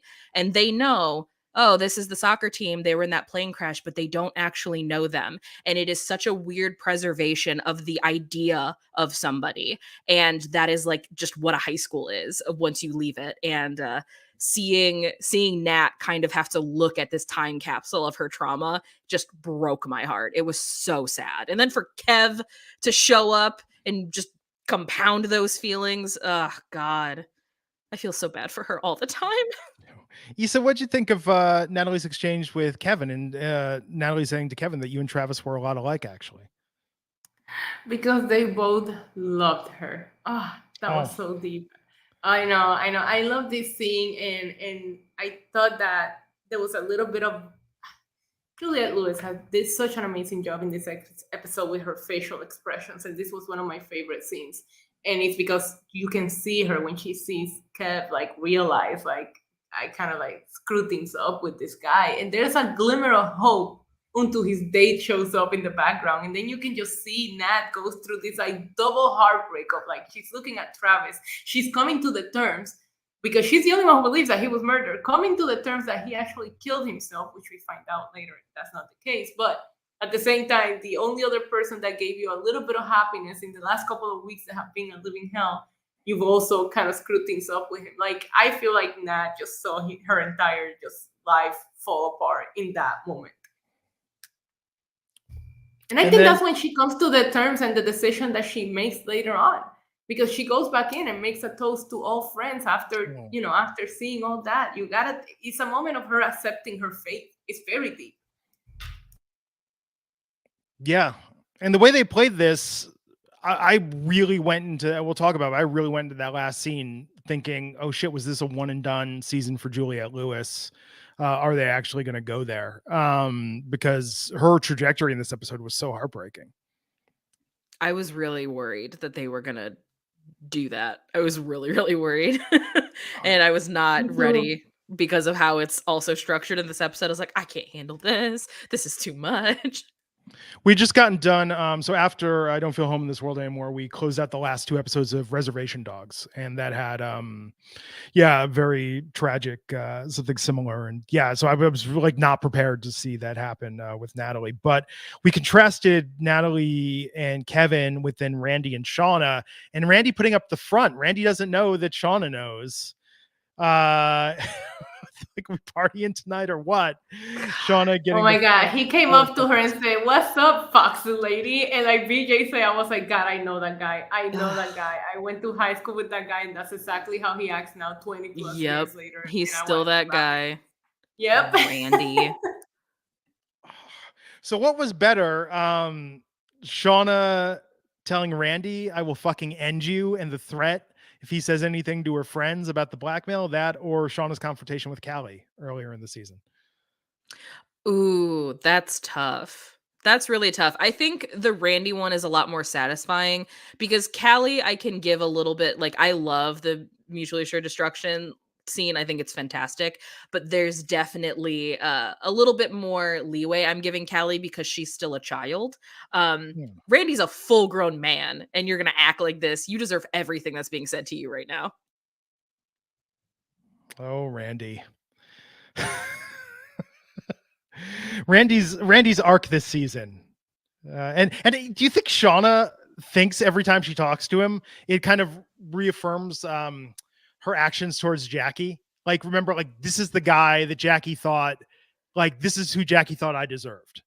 I think there's a little bit of that. I really genuinely do. And when you see kind of who Randy becomes the first time, like we see adult Randy, that was my first thought too. As I was like, you genuinely don't like your best friend if you think that guy's good enough for her. It's so weird too, right? There Because is also the fact that Shauna says, I can't be mad at Jeff right now, so it's all falls on you. So she's taking out all of her anger on Randy because she can't be mad at Jeff. Jeff is helping. Jeff is the one who came up with the plan, with the escape plan from the mess. So she can't be mad at him. I mean, I don't want to get too meta with this, but if you look at the articles that have come out talking about Melanie Lynskey's career and the way that she was sort of viewed by Hollywood, this series is kind of like a little bit of a referendum or mirroring on that, in the way that Jackie saw Shauna as the sidekick and like, you're here to support me. I mean, and Shauna essentially calls her out on such, but there is sort of that parallel if you look at a lot of the earlier roles Melanie was cast in and how she was how her character was treated in a lot of those films. Yeah, I love kind of this resurgence we're getting where Melanie Lynskey gets to play characters that are just badasses, Yeah. and are willing to tell people off, because she did get kind of pigeonholed into like this meekness for a while, which she did not deserve. But it's just because Hollywood doesn't know what to do with people when they are shaped not thin. So she's so good in the scene. I just want to scream. So they're eating the bear back in 96 and they're talking about this saying, Lottie, how did you know? And Jackie, the naysayer, you got lucky. There was something wrong with the bear. It was looking for food, and everyone else is team Lottie except for Jackie. And it really, really, really starts coming to a head in the scene. Lottie, how do you think she's processing this, Issa? How do you think Lottie's journey is in this scene? Like, I got to go back and rewatch Lottie's face and see what she's experiencing this episode. We see where she ends this episode, but I'm almost curious. I mean, how do you think she's processing her role in all of this? And I mean, the validation, right? That she's not crazy. Yeah, I feel for me that the transformation with Lottie, and I shared yesterday, I cannot wait to binge watch. I want to watch all 10 episodes in a row. I'm going to take a day just to do that. Because for me, for Lottie, it started when she asked Laura Lee about faith and belief. I think that's when she was struggling between what is going on. You know, if there's something else, do I need to maybe find a higher power to help me? And I think that at some point, whatever it is that's going on, whatever it is that she's seeing, she has given up to it, and in exchange she feels like she has powers. I keep saying she feels like, because we don't know if there's something supernatural going on here or not, but I feel in this episode we really just see Lottie accept it, right? I felt like in episode 9 we saw her transition from what is happening to me to no, I am this person now, but here she just accepts it and completely gets empowered by it. We just see Lottie just become so powerful. And yeah, I mean, I cannot wait to binge watch, because I really want to binge watch, paying attention to different characters. And Lottie's one that I really want to go back and maybe in scenes that I didn't pay that much attention to her, go back and really, really watch what she is going through. But there is a couple of scenes when you see this transformation happen, to where in last night's episode, she always felt so powerful. I mean, the show opened with her waking up, and from that moment, you just feel like it's a game changer. The game changed after that night. And it's for Lottie. The majority of it is who really you can see is the leader of this pack now. Yeah. And we transition from this scene contrasted. Then I don't know if this is weirder than the rump shaker needle drop, the divinals I touch myself going into that. Jam. That's a jam. To Natalie toasting to old friends, and then Allie. Oh, Allie. I love Allie in this episode. Allie giving the speech. Oh God. What did you make of this speech? This Natalie's toast contrasted by the speech is so good because it is so like how they taught us to write essays in the 90s. of like a great person once said, like, and that what is it, like worddefine.com or whatever she Yeah. uses? Here, I'll find the Like, exact quote. oh God. Like, it's so cringy, but like that is absolutely the person who was way too into being a part of the alumni association. That's who they are. Allie with worddefinition.net defines a reunion as a union that is happening again. Like, that's the best part, is because it is the most like non-definition in the world. You know, Allie is the person at the funeral who gets up to speak, and she opens with the "Oh, I'm accidentally reading the Google Maps" joke. Like, Allie is like next level. With Allie probably got kicked out of Toastmasters for like monopolizing the sessions too much. I love Allie, what she said, and this was earlier because BJ brought it up that she reminded you of your aunt, and she did the same for me. But earlier when she sees Jeff, and she's like, "I sing in those commercials, but nowadays with all the face tuning," and I'm like, "Oh my god, why did you just sound like one of my older aunts who's always talking about how we filtering our photos too much?" Ali, I listen. Ali's gonna be in season 2, isn't she? I hope so. I really hope that there's some big Allie energy coming in season 2, because she's great comedic relief. She's great. Big Ali energy. Put it on a t-shirt, please. I mean, because if you go back to the pilot, she's barely in it, the adult version, and yeah, it's amazing how they brought this back. Like, I was so impressed. I had very low expectations for Allie's role in this reunion, and this was one of my favorite parts of a phenomenal episode. So Allie is there to help everyone heal, to move forward, and we get the montage. We get like full Enya. It's, oh my god, the fact that she chose Enya like this is a Pure Moods commercial is incredible. And the fact that she worked really hard on iMovie to make that slideshow. And I also, like, I understand it's a big tragedy, but the fact that her slideshow is exclusively the soccer team, and not even just the people that we've lost, just the soccer team, as if no one else who graduated that year means anything. Pure moods. So Allie, like the high point of her like slow jam sex mix is like Enigma's sadness. Yes. So during this speech, we cut back to the prayer with Enya, the Enya music. And this actually worked pretty well. But yeah, I mean, they're thanking the spirit of the bear, the woods, the wind, the sky, the dirt. And Van is leading this. Everyone's joining hands, and then Jackie is just not saying thank you. Misty sees her opportunity to get back in the graces of the group and calls her out. Now, Coach Ben didn't say thank you to the spirit, but Misty, boom, Jackie didn't say it, and that's what sets off everything. Misty, just an agent of chaos, she is.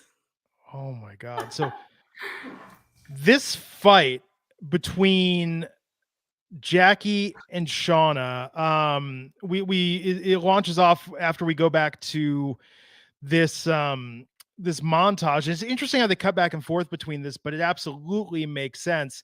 Jackie then starts calling out sort of the orgy and the sacrifice, and Coach is like, "What happened last night?" And but then this fight. So what I can't believe is how they really went there with Shauna and Jackie.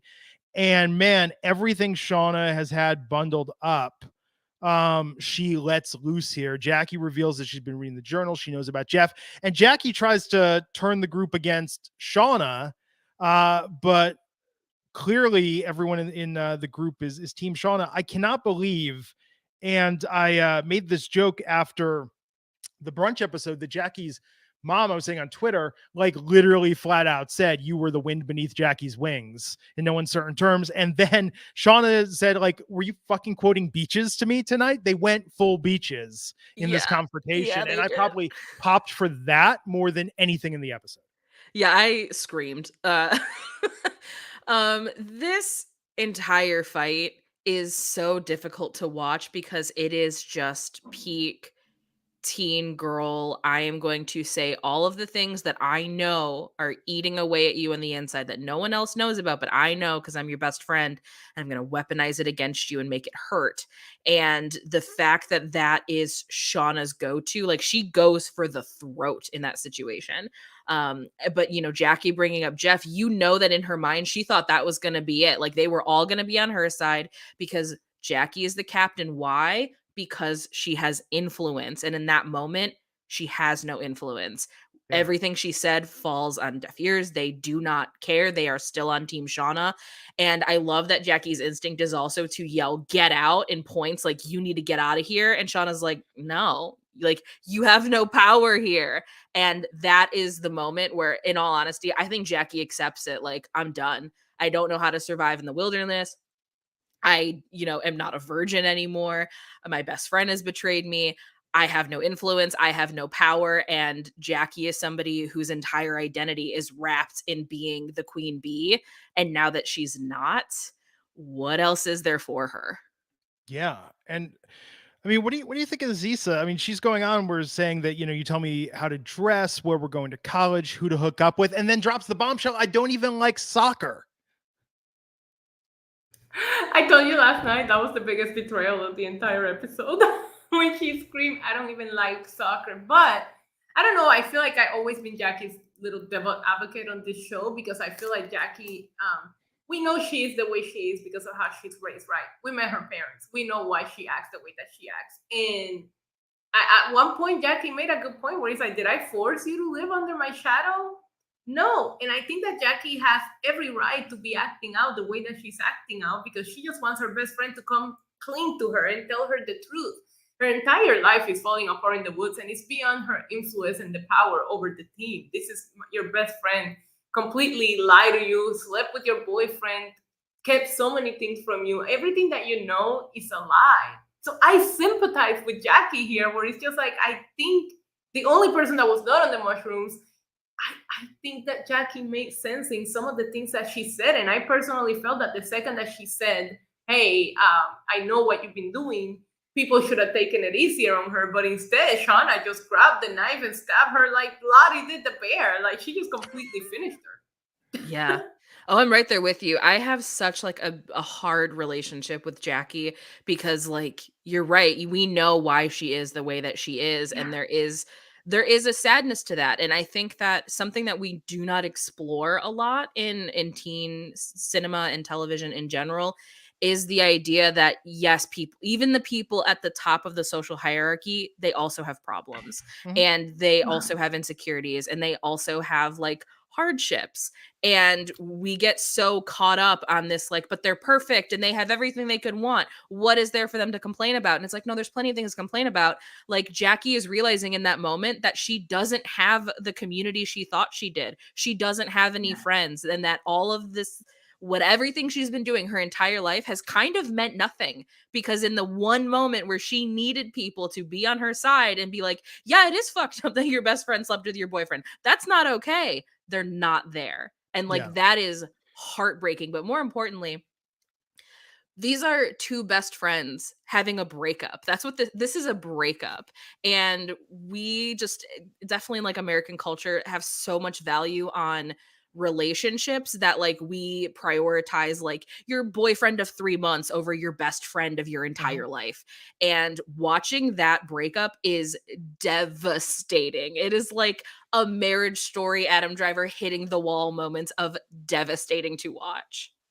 Especially because it was the relationship that we learned the most about. Season 1 really, really just like depended on the relationship between Jackie and Shauna. So it made the ending of the relationship and learning the fate of Jackie that much more significant. Like season 1, I felt like that's the relationship that we really were sure of you know, what they were doing to each other, and we were invested, right? So seeing that breakup, and I was heartbroken, and I like Jackie a lot. I think Jackie is misunderstood and sometimes excused. Once I met her parents, I completely changed my mind about Jackie. Yep, same. Like, she doesn't know any better. This girl needs to move out of her parents' house and really live real life and see what life is like. But you can't do that when you're a teenager. You're stuck with your parents. She would have thrived at Rutgers. She would have been great. She would have found herself. She would have had a bunch of weird boyfriends. She'd have been great. And yeah, she would have. They did such a good job at making at seeing Jackie, because think about it, Jackie hasn't been eaten.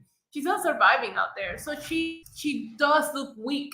She's starting to not look like her princess perfect little self that we see in the beginning when she's having this argument with Shauna. Jackie looks like not even herself anymore. And you just see everything about Jackie fall apart throughout the entire season. Yeah. My girl, Jackie. I'm gonna have a drink to you. I'm gonna have a glass of wine to you tonight, Jackie. It's tough because I see both sides of it. I mean, I was talking about this with my wife, who has always hated the song Wind Beneath My Wings, and said if I play that at her funeral, she will find a way to come back and haunt me for the rest of my days. But like in the 80s, there were criminally so few films about female friendships. Now, granted, I haven't seen it in like 30 years. Beaches was my first ugly cry as a child in a theater, seeing a movie. Like, it hit me so hard. But I almost wonder, like, did Beaches, being one of the few female friendship movies that was such an influence, did that almost have like a destructive influence a little bit about sort of enabling narcissism and these attitudes of like, I'm the main character, you're the sidekick?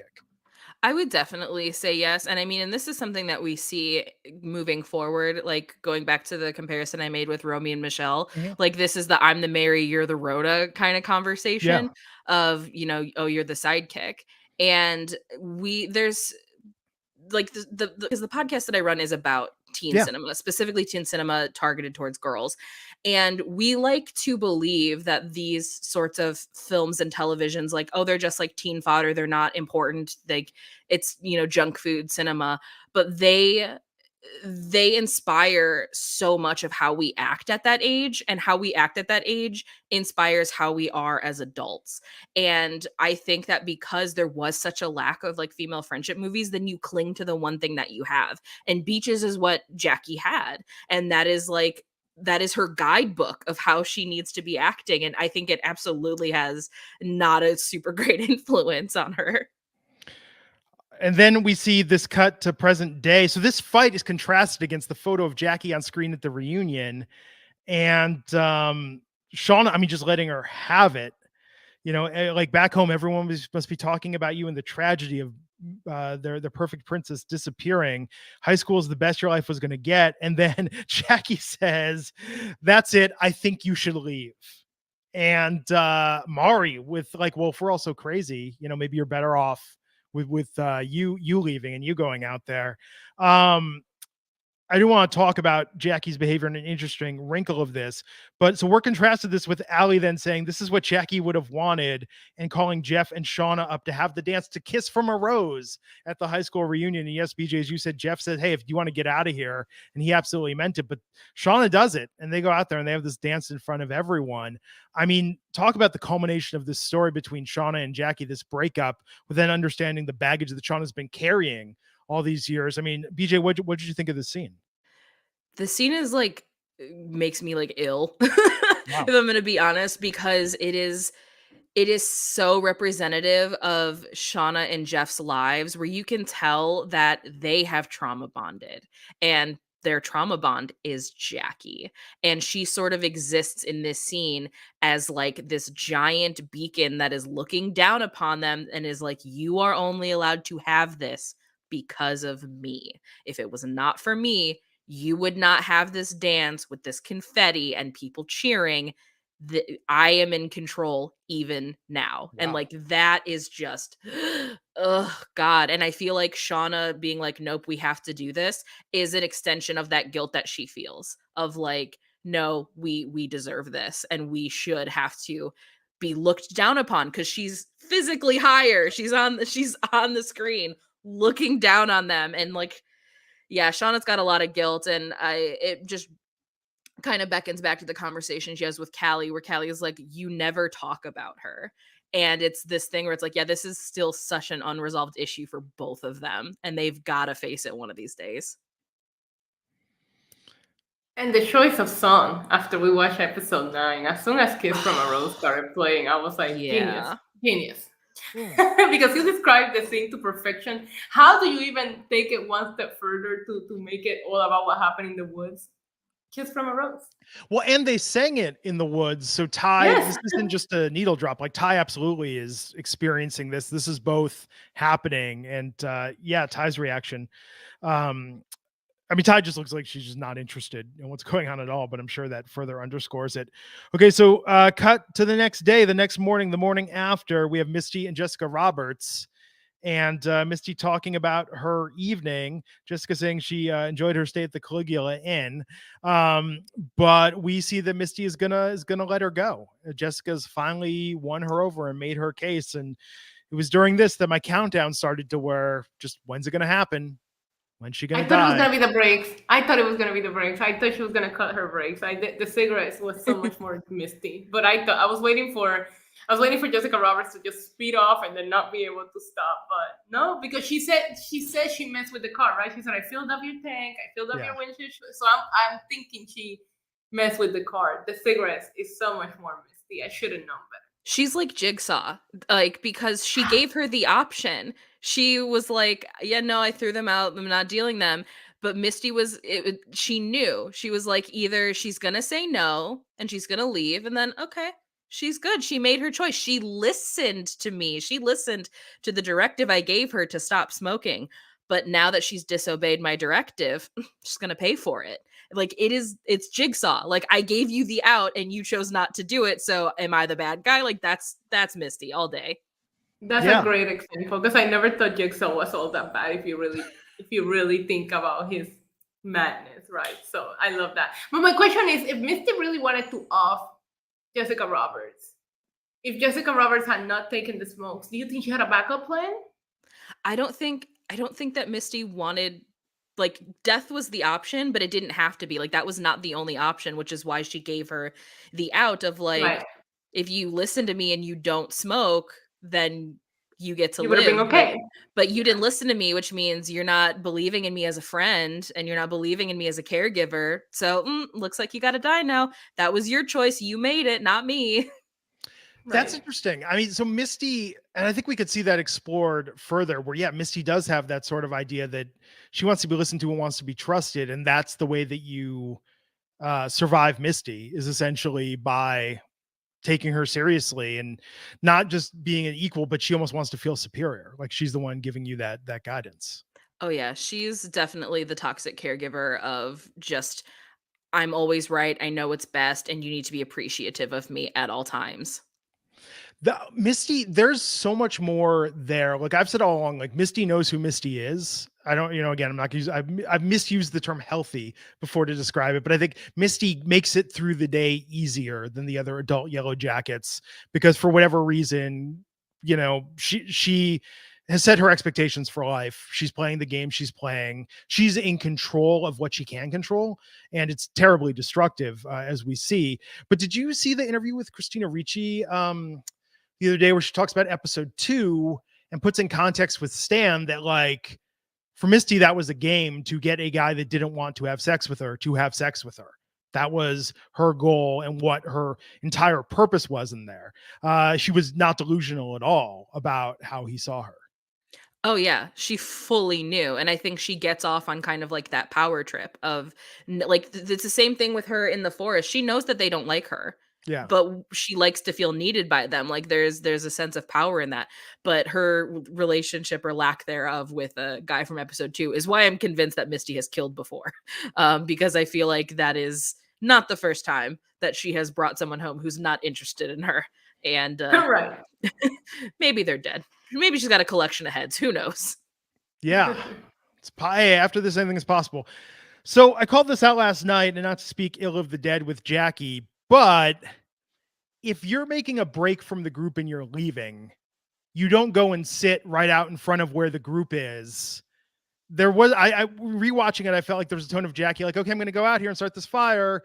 You're all going to see me. Going to be very convenient for you to come out and apologize. I'm going to be waiting right here. You know where to find me. Jackie really thought, I think, that Shauna or someone was going to come out there and make amends. Totally. She was counting on that. She was waiting for Shauna to eat crow and apologize to her. and it didn't happen. And that's why she did it right out in front. This is like every child who's ever thrown a tantrum and is like, I'm gonna hold my breath until I die and then you'll be sorry. Like it's it's such like a petty thing that we do when we're younger that we don't see we don't think to the big picture of what this could actually mean for us, because it's just so instantaneous and in that moment that like of course there was not like a bigger picture thought in that moment. The only thing she's focusing on is I just broke up with my best friend and I think she did a bad thing and I'm not going to be the one to apologize first. She's going to have to do it, and that's why she's right out in front waiting there for it to happen. And oh, it just makes it so much worse. So fucking much worse. And we even see the scene of Shauna just looking at Jackie out the window and Ty saying, just go apologize. Just go talk to her. She doesn't even say apologize. Just go talk to her. And Shauna makes the choice of not going to talk to her and going to sleep, when if you really think about it, even though reading somebody's journal is a big no-no, especially back in the 90s, but Shauna was in the wrong. Shauna was the one that acted completely crazy the night of the mushroom. Shauna was the one that slept with Jeff, is pregnant with Jeff baby. Maybe Shauna was just embarrassed to have to come clean and explain herself. I don't know, but you know, the fact that she just looks at her right out there and makes the choice to not go talk to her just makes what happens next even more heartbreaking. You know, I thought originally Jackie had just complete lack of fire and survival skills because she had a lighter. Do you think, BJ, that she was almost purposefully feigning this very pathetic attempt to start a fire, thinking that that might be what prompts the apology? Because if she was sitting out there comfortable with the roaring campfire, no one would feel sorry for her. I've gone back and forth on this because part of me thinks like this could be the over dramatic, like when little kids run away and it's like, Yeah. I'm really going. Oh, you better come get, I'm really running away now. And it's very much like this feigned thing.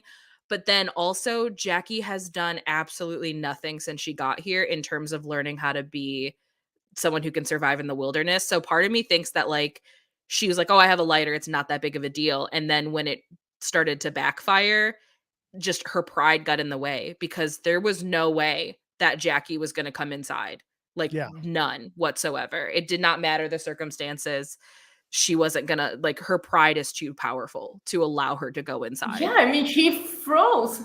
Instead of just coming in, she could have, when it started snowing, just say, nah, screw this, I'm going in. She didn't. Yeah, they literally Pride froze her froze. out. Like literally Yeah. froze her out. Ugh. Or she froze herself, like BJ said, because she could have just swallowed her pride and gone in there and be like, I'm not sleeping out there. And I would have expected that from Jackie. Just Yeah. be like, screw that. I mean, she could have gone under the porch where apparently there was a big liquor stash that Natalie found.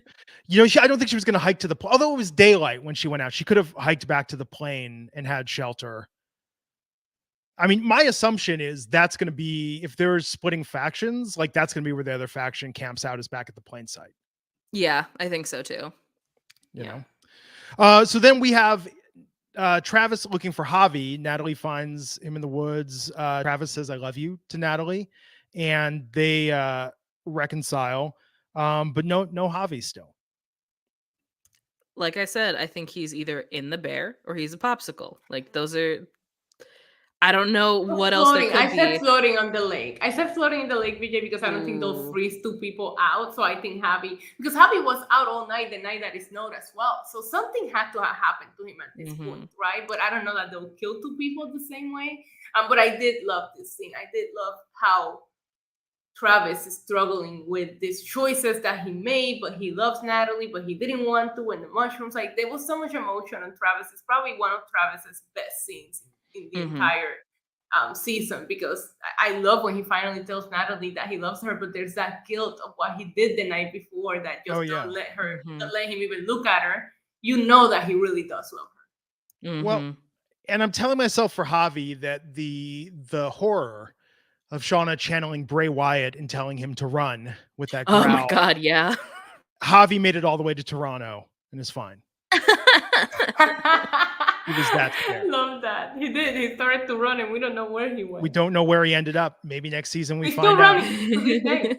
Living his best life. He moves to Toronto and gets adopted by a new family. Maybe he has amnesia and loses his memory. And they're like, hey, we're enrolling you in school. And then we cut to him pulling up to like Degrassi. And it's like, oh shit, this kid can't catch a break.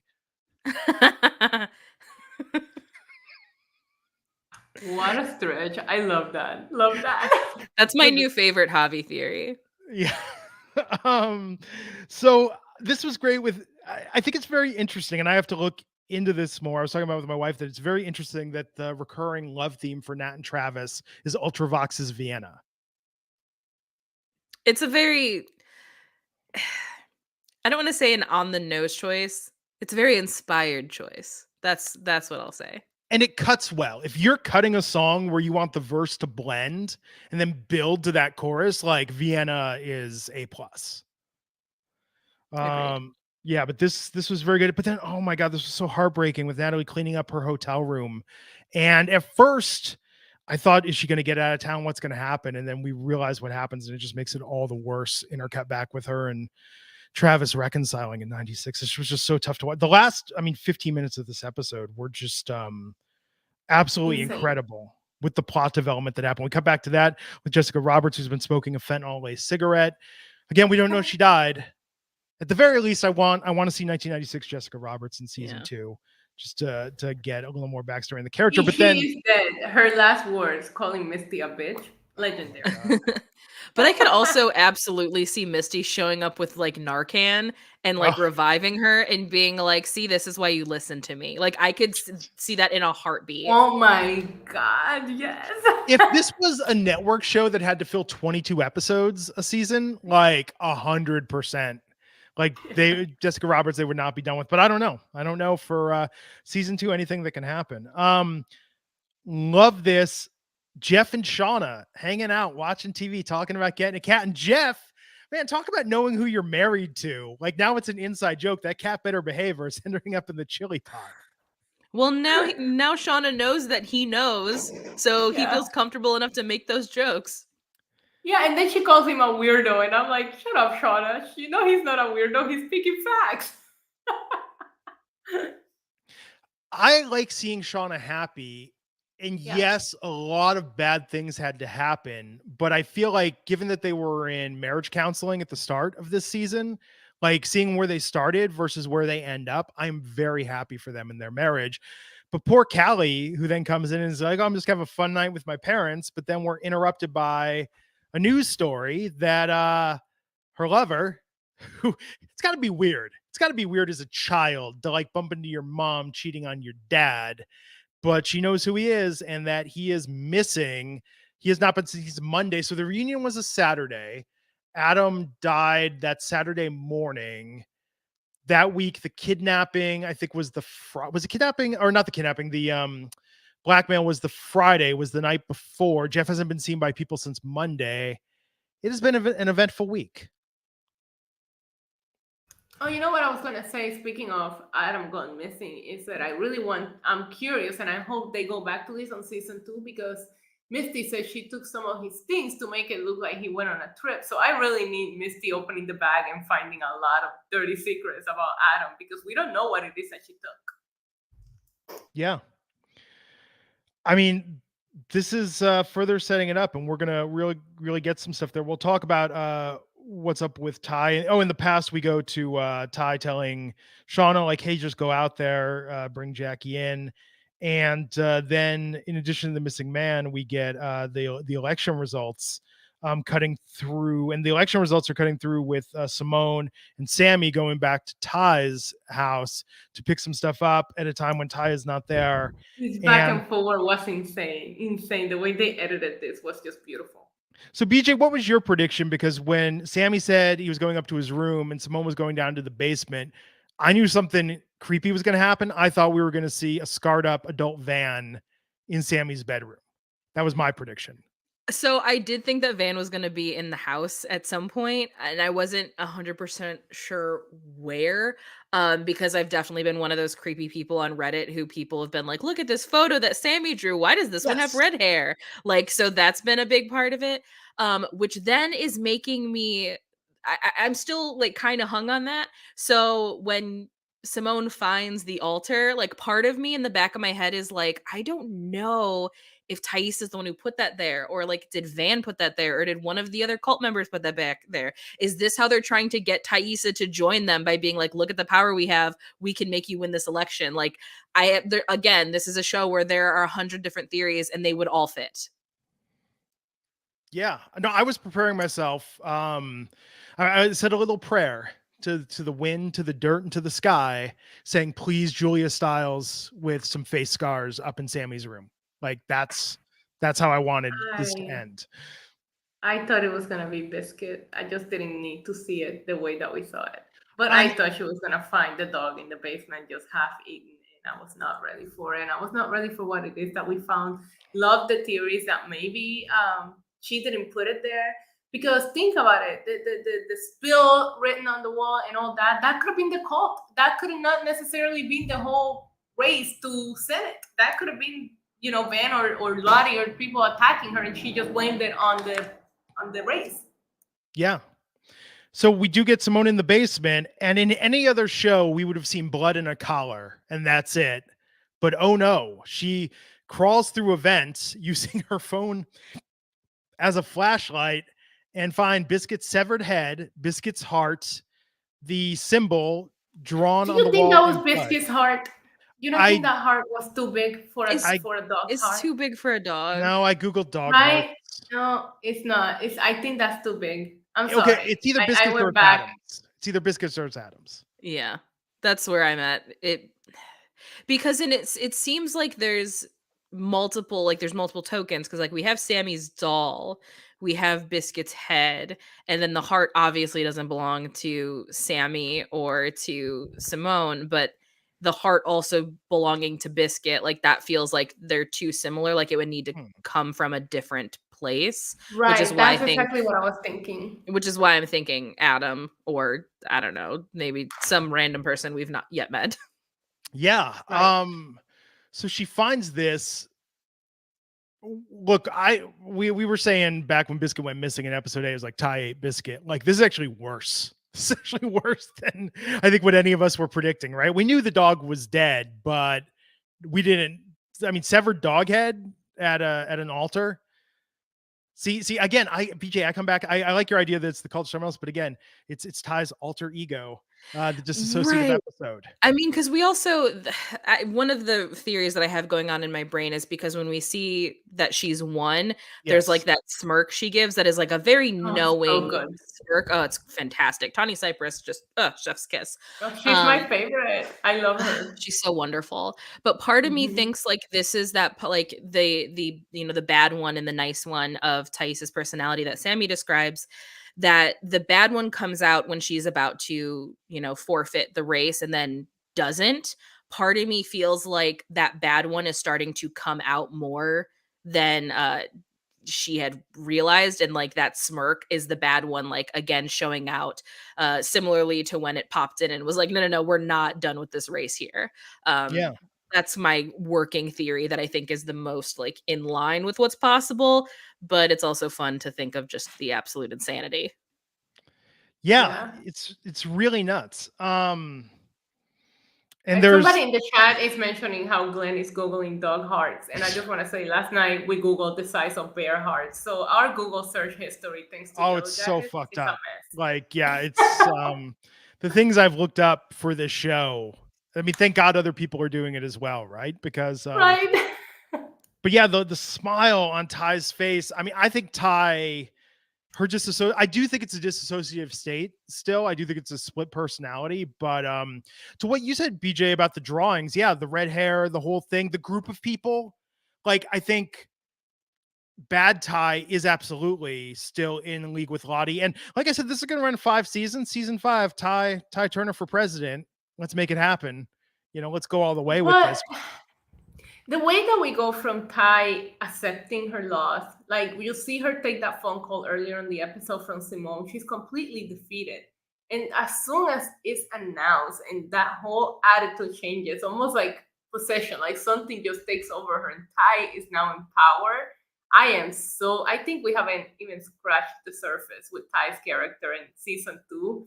Just watch out for her. Yeah.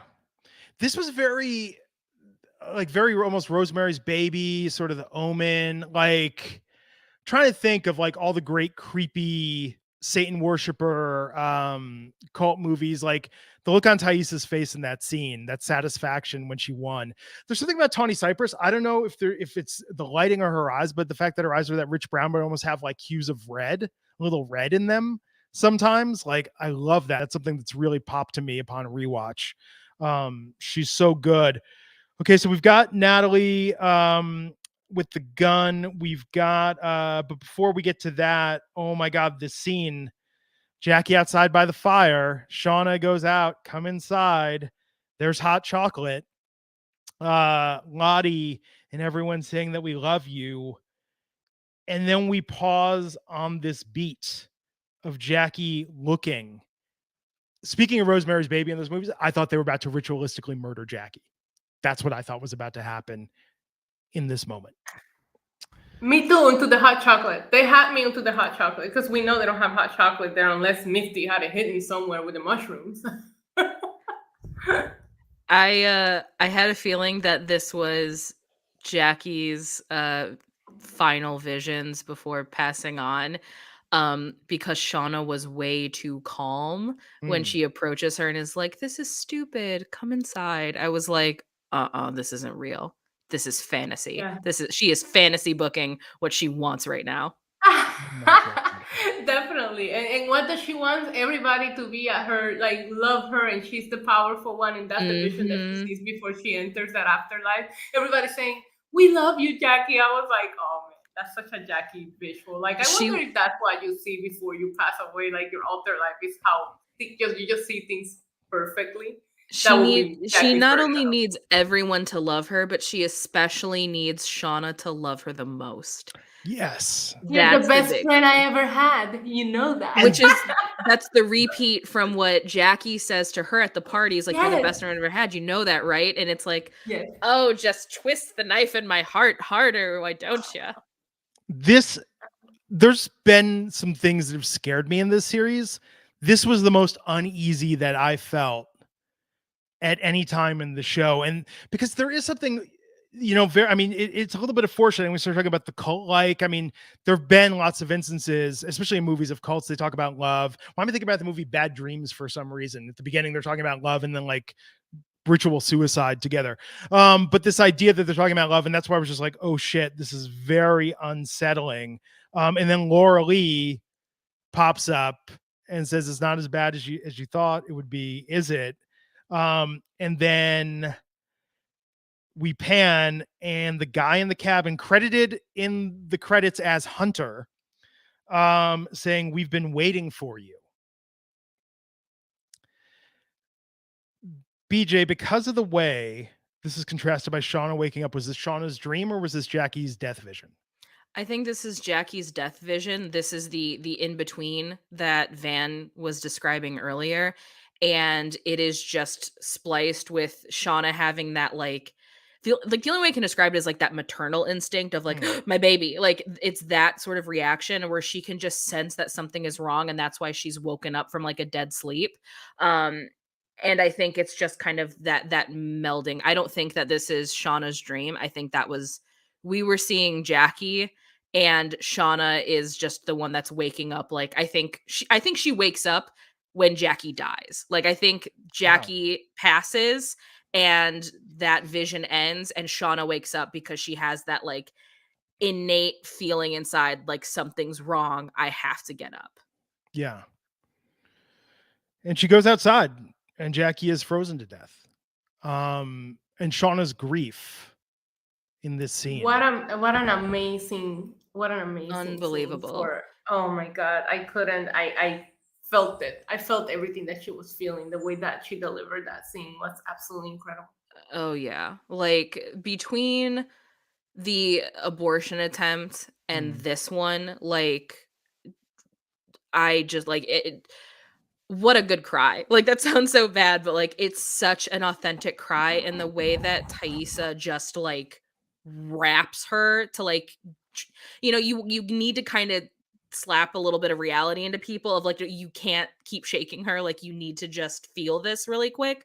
She's not getting up, is so hard, which is also why if Taissa ends up being, like, evil the whole time or she's been a part of the cult the whole time, I'm gonna be devastated because Taissa and Shauna's friendship is, like, my favorite thing in the I world. think they're both evil together. I I think hope that that I I think hope even that if they're they evil split together. into these two cults, I think that Lottie and somebody else runs cult number one, and Taissa and Shauna are running cult or pack or whatever you want to call it number two. I think because they're both very cold-hearted, but their friendship is so special that I don't. Oh, I'm yeah. with you on this one. We do not need Ty to turn on Shauna. They need to be working together, please. I cannot Yeah, have them because it's betray each just other because their friendship has been ugh. more special behind the scenes than Jackie and Shauna because this is a legit friendship where Jackie and Shauna have so many secrets between each other. Yeah, Shauna has always felt comfortable telling Taissa all of her secrets. Yeah, Taissa's known everything from day one, and the just watching that scene is just so awful because it's one, you're mourning the loss of your friend, two, you're feeling the guilt that you're responsible for this, and three, you're having to mourn the fact that the last things that you ever said to each other are the worst things you could have ever possibly said, and like you're done, like there's no redeeming that. It's you can't make up. She's gone, and like that is And you awful had because to add in the guilt that last second before she lay down, where she could have went out there and grabbed her and say, "Come oh in," yeah. and she didn't. Like, oh my God, there's so many what ifs that's the reason why she can't. I wouldn't be able to talk about her either. I wouldn't be Never. able to Oh my talk about god, her. never. Mhm. Because the rules and the strategies that exist in like high school and the way that we communicate with each other, the way you achieve power, those rules don't exist in the real world, and this is the hardest way to learn that lesson humanly possible. Oh yeah. Is this petty, like just argumentative, just cattiness that happened that of course is like very justified, like those are real feelings when you're a teenager, like this is the worst thing that's ever happened to you. But the fact that they handled it like teenagers and this is the result of it, ugh, Yeah. so hard. When it's amazing too, because if you look at the series and what people speculated, Jackie's the girl in the pit at the beginning. Like, I thought so. I thought so. And this if is not the way I would have pictured Mari's my pit Jackie to girl go. prediction. oh wow. Ooh, yeah. But Uh this is so far from how I pictured no, Jackie would this go. is Like I worse don't. because Yeah. I'm not excusing ritualistic murder for the sake of survival, but that kind of makes sense. But this is like this is like you got in a fight with your friend, so they were 5 minutes late, so they were speeding and they got in a car accident and died. Like this Yeah. is really a shitty It thing gets to in the carry it with you. gets you in your feelings. It gets you in your feelings because this is not how. And even the people that might have not been Team Jackie, you can't help but to feel bad. This is not how any of us speculated Jackie would go. No. If we even speculated she went, because a lot of people were planning on grown-up Jackie to show up at the finale. Mm-hmm. And it's also such like a poetically awful way for her to go because had she gone out in like a ritualistic sacrifice or burned at the stake or like in some huge conflict and stabbed or whatever, there's some sense of power, and she didn't. She went out alone and iced out by herself with like no big hurrah surrounding it. And that is all that's worse. That's infinitely worse. And like you said earlier, because of her pride, because at some point in the middle of the night, she could have just came in, not talked to anyone, and they would have been like, "Yeah, she's back," and nobody would have cared. You know what I mean? As soon as she couldn't take the cold anymore, but not, she's that prideful that she was not gonna come into somebody came out and apologized to her, and look what it ended. No, it's Mhm. terrible. And we go from the heartbreak of that scene to then I mean, I just Natalie with a shotgun. Oh my Just god. This this was I felt every emotion in that her facial expression in this scene. I talked so highly about it last night. I rewatched a couple of times and I still feel everything. at that moment. The Juliette Lewis is absolutely incredible. And this entire, like the entire Nat, she's such a complex character, but that moment is when I was convinced we were losing her as a character. Yeah. I really thought she was going to go. Like, a million awards to whoever is in charge of the sound design, but also I wanna fight you, because the timing of the knock on the door with her hand on the trigger, like, I jump scared, gasped. I was like, "No!" Like, I thought she was going, and then when it wasn't, I was like, "You." We made the decision. Oh, I audibly gasped and then cursed them out. Yes, same. We made the decision. I found you could get these wireless receivers and these cheap subwoofers, and I put 2 subwoofers under our couch. And Oh, no. when that noise hit, and I'm sitting there watching that scene. And I don't do well with depictions. I don't want to get into it, but I don't do well with depictions of suicide, or attempted suicide. And I think a lot of us are having more trouble with it. Yeah, I think most people have to. We all share a similar struggle. And with Natalie, a character we care about so much, who we've been through so much, I absolutely believed they were going there. And BJ, to your point, yeah, like fuck you, but at the same time, that was incredible. Yeah, it's so masterfully crafted. Yeah, so crafted with that pound on the door. And then contrasted with the phone call from her sponsor. So we get 4 people, 2 men and 2 women. Which, believe me, I freeze framed this and looked at this and I want to talk about this. I was looking for scars everywhere in those yes, with no scars. One potential doppelganger, but I don't think it's the person. But I'll talk about that. But so we get the break in, the bust in, and they put a bag over Natalie's head. They grab her, drag her into a van.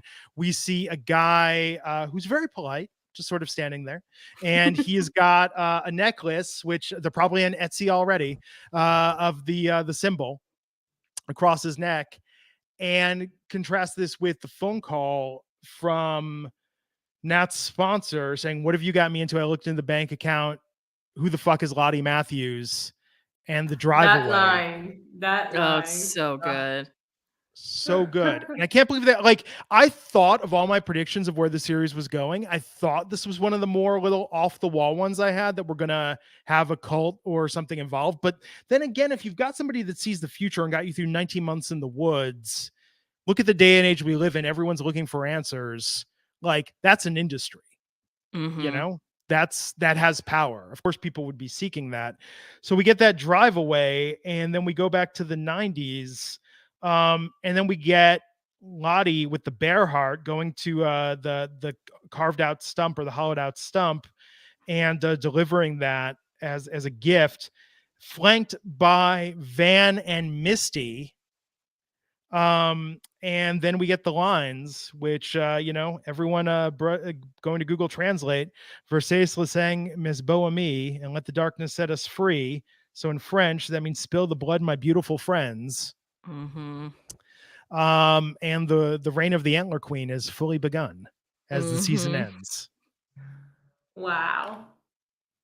Who knew that the Q in AQ stood for QAnon, right? Like, wow, Lottie. Lottie would have never guessed watching episode 1, right? Right. She just came off so differently, and we saw her grow into this powerful character throughout the season. But I would have never guessed on the beginning. And because they're so focused on the 4 survivors that we know of, that you start to think it's got to be one of them, right? Like, it's got to be one of them. But what a moment for Lottie. Like, just that whole entire closing shot of her with the heart, delivering the lines. Like, I was so satisfied and so mad that I don't know how long we're going to have to wait now. That I experienced so many emotions this last 10 minutes of this show. I can't even put it into words how many emotions we went through, how many things we found out, and how much we have to wait now. Like, it's bittersweet, right? It's so perfect that Misty and Van are her followers, as much as like broke my heart. I was like, no, Van, no, you know better, but also you almost died. You're very vulnerable. I understand. I get you. I understand. And Misty's just like, I gotta stay in where the power is. I gotta stay in with the influence, because I don't want to be out again. Van thinks Lottie kept her alive. Yes, she does. She's very so convinced there's that like, it is. even Right, because of the vision and what she gave her to protect her. So even if Van hadn't seen anything, I would expect Van to be drawn towards Lottie just because of the fact of Mhm. how Lottie kept her alive. And you heard Van share as they're walking when they're trying to go find help how Lottie has been right about other predictions. So Van has been a Lottie believer since before the Antler Queen started forming. So it only makes sense that she sees her coming to this power and say, "I knew it. I knew there was something special about Lottie," and follow her. Misty, she's just going with the flow. I'm telling you, I don't think Misty knows what's going on. She knows that Lottie has power and she needs to stay in those good graces because she doesn't want to be othered ever again. Yeah. Right. Okay, but in the present day, is Misty Quigley the first person in the history of cults where the cult said, hey, you know, there's other cults out there. Maybe if you looked into Est, I think there's some other things that might speak to you a little bit more. I don't know. Part of me has this feeling that like Misty is part of the cult, but they're all just very annoyed by her, so they don't really want her around anyway. But because they know she's so dedicated that she's allowed to kind of be like I don't know, like a daywalker almost for them, where she can like exist in the real world and like get intel and do things and figure things out. Similar to like if Taissa's involved, like they want somebody in politics to have actual like systemic influence and power. So they've gotta make their deals where they can. Yeah. Right. So I'm going back on my next rewatch. I did this last night with the pilot. Okay, first off, you cannot convince me otherwise that Adam wasn't in the cult. We talked about this earlier. Like, come on, the back tattoo. Yeah. That had to have happened. But I'm going back and I'm looking at who was in rehab with Natalie. Like, I'm looking at the background of scenes. I don't think they're going to be a necklace, but I think there's going to be maybe some uneasy presence that was foreshadowed in the series building up to this. That's a smart place to look for sure. Yeah. You know, Definitely. So you think these people like Lottie is recruiting others onto her cult? Like, this is insane. I need an explanation to the cult. I need the history of the cult. I need the next season to start like next week. well, here's the great thing about cults for storytelling purposes is that secret societies are secret. And yes, there are ones we've found out about, but they just weren't very good at the secret part of secret society. Yeah, because they do things like get celebrities involved Yes, or that's kill almost Right. 1,000 people. yeah. So I think it makes sense that they could do this in the shadows and have this presence. And I think with Ty, like this absolutely works out. For people that are speculating and asking, there's interviews with Bart and Ashley out there. Like Jackie's dead. They have confirmed that. I don't mean to be so blunt and callous about it, but Jackie is dead. You know, Vulture, I love Roxana's theory of Jackie being a time traveler. Alfred last night said maybe it's an Encino Man situation and they thaw her out in 2021 and she's still God, the that'd be same age. hilarious. I'd be so about that. Jackie on a roller coaster. Oh my God. Like there are ways the show could go off the rails and I'm here for it. For 5 seasons, get as weird as you fucking want with it. Like I'm all in at this point. But we still got a lot of lingering mysteries involving Lottie. So BJ, what are you hearing? I mean, Showtime made the renewal announcement. We don't know how many episodes. We know the writer's room is opening like I think next week for season 2. I think so, yeah. Do you think Showtime fast tracks this to get the second season out to strike while the iron's hot? I think so. I think that they're going to fast track season 2 because I think they knew that the show was going to be good. But like I said, like it didn't even pick up its massive popularity swing until after they had already announced the renewal. Mm-hmm. And that's when everybody kind of got on board once Succession ended. So I think they're like, oh, we have a huge hit on our hands and we need to make sure that we don't lose that steam. And they're going to push it forward. So let's fantasy cast adult Lottie, who I believe is going to be our big bad, perhaps next season and the rest of the series. I want Shannon Sossman. I want Shannon Oh. Sossman so bad. I think that she would be perfect. And I think that she is also somebody who was really big in like the 90s and early 2000s, who as an adult has not been fully appreciated for her talents. And this is her chance to show everybody what she's got. Nice. Some people in the chat are saying Carla Gugino. We've seen people talk about Jordana Brewster, even Michelle Rodriguez. I think there's so many options. Issa, how do you feel about them casting? I mean, like Tawny Cypress was not a 90s actress. How do you feel about them giving us the 90s nostalgia bump versus just casting the best actress available? I mean, look at how you're asking. You're asking the person who's Ty's #1 fan. I think Yeah, Connie has I done know. such an amazing job, and I couldn't see her casted by anybody else. So I feel like as a casting director, you want to have the nostalgia, but if somebody walks in that shows you that character that you're looking for, back them up regardless. Because if they deliver the character the way that you need it delivered, we're not going to care about the nostalgia. Yeah, well, and that's the point. And let me just say, the '90s actresses they've cast, I believe, are the best actresses Right. available and have made these roles their own. But I think that I'm almost worried. BJ, do you think they announce the casting, or do you think they try and stealth it so we don't see it coming? I think it depends on who they get. Yeah, Personally, Right. I think if it's somebody that they would be able to make kind of like a big to do about it, yeah, they'll announce it. But if it's something that is going to be like, oh, that was a really inspired choice, then I think they won't announce it. But in this day and age, with just how everybody is like, oh, you greenlit season 2, when's the trailer coming out? We've sort of lost a lot of our ability to hold on to those big yeah, secrets, because it's almost become part of the marketing machine of like, you plan, okay, we're going to release the poster on this day, we're going to release this on this day, we're going to have to yeah. release this casting announcement. So it can go either way, but I have a feeling we'll know beforehand unless it's somebody like really big that we were not expecting. And we're seeing it now, even on Twitter. I mean, I'm seeing like a debate going on about, is it safe to talk about this yet? Some people are saying don't post spoilers. I think there's a lot of isolated Yellowjackets fans that feel like they need to talk about this with people. We've tried to be very light in terms of talking about this on social media without going into too much detail or giving anything away. But I don't know how you know this episode's out there and not watch it at this point. I know it officially broadcasts Sunday evening, but I feel like everybody's been watching this midnight Eastern on Saturdays. I mean, we tried to get Paramount Plus Australia because apparently it drops at like 5 a.m. Pacific on there on Saturdays. And I was so afraid of being spoiled with this. So I just think that my prediction is season 2. I mean, look, the original pilot script leaked. There was a backup script for season 1 that leaked with the watermark of the person who accidentally leaked it. You can find like the crew rates, like the union rates were out there for season 1. There was a ton of casting and recasting. That's what I really want to get into, like the differences between the original pilot. And then we know from talking to Reka that she was not the first Jessica Roberts. I'm curious about the development, but I think season 2 is going to have probably the tightest security of any modern series that we've seen in some time. I think so too. And I think now that Showtime also doesn't have so much money going into something like Shameless, Yeah. they have a little bit more to blow. And I think they're gonna start prioritizing Yellowjackets because this is clearly their next like huge successful hit that they have. Oh, it is.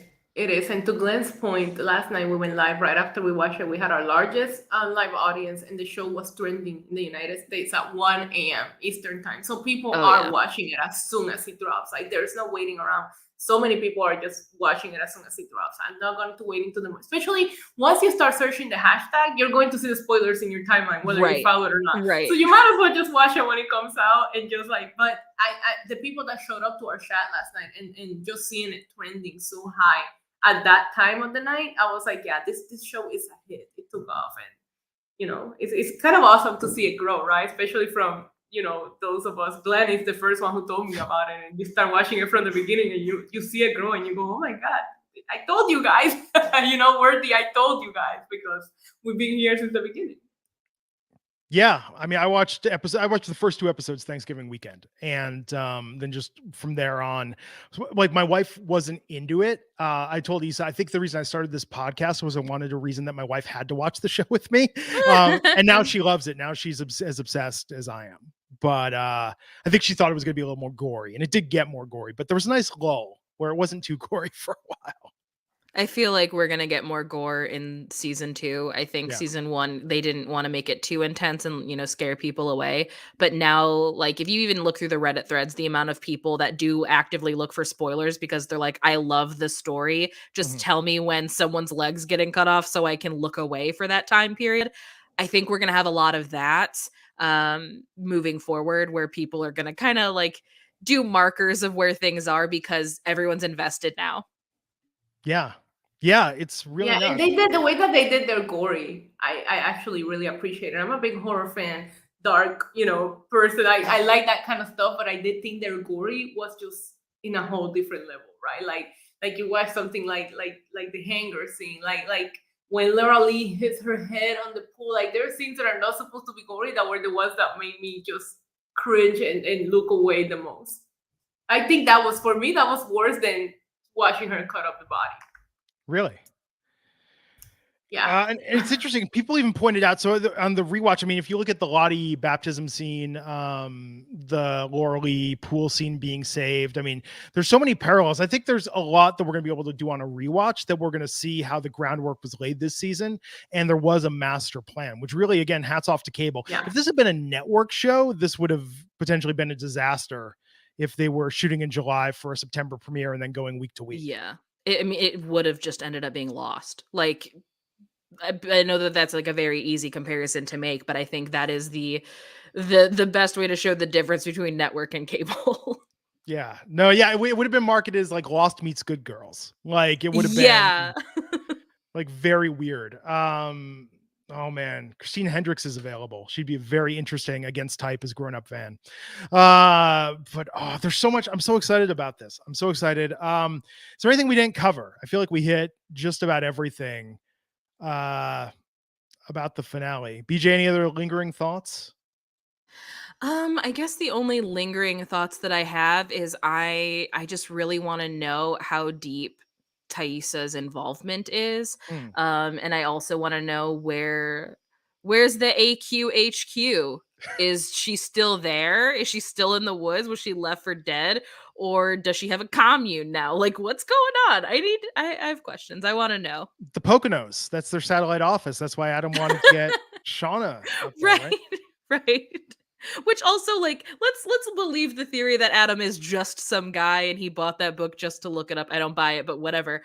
If you read that book and your suggestion is a cabin, come on, bro. Come on. I think they're franchise. I think this is like Amway, and there's like regional Antler Queen pop-ups throughout the country. It's like the White Lotus. They just have like different resorts around in the woods.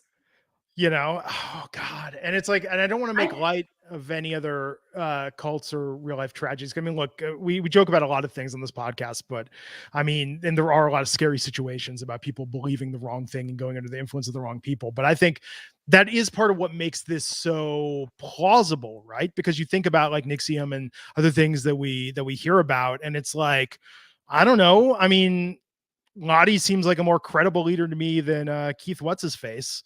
You know, yeah, for real. I mean, and I also completely understand why Lottie ended up this way too, because when you've been on medication your entire life and basically meant to feel like you're crazy, and then suddenly the things that you're seeing and imagining, coincidental or supernatural, they're right, and you're being validated by that, like you're going to cling to that as hard as you can.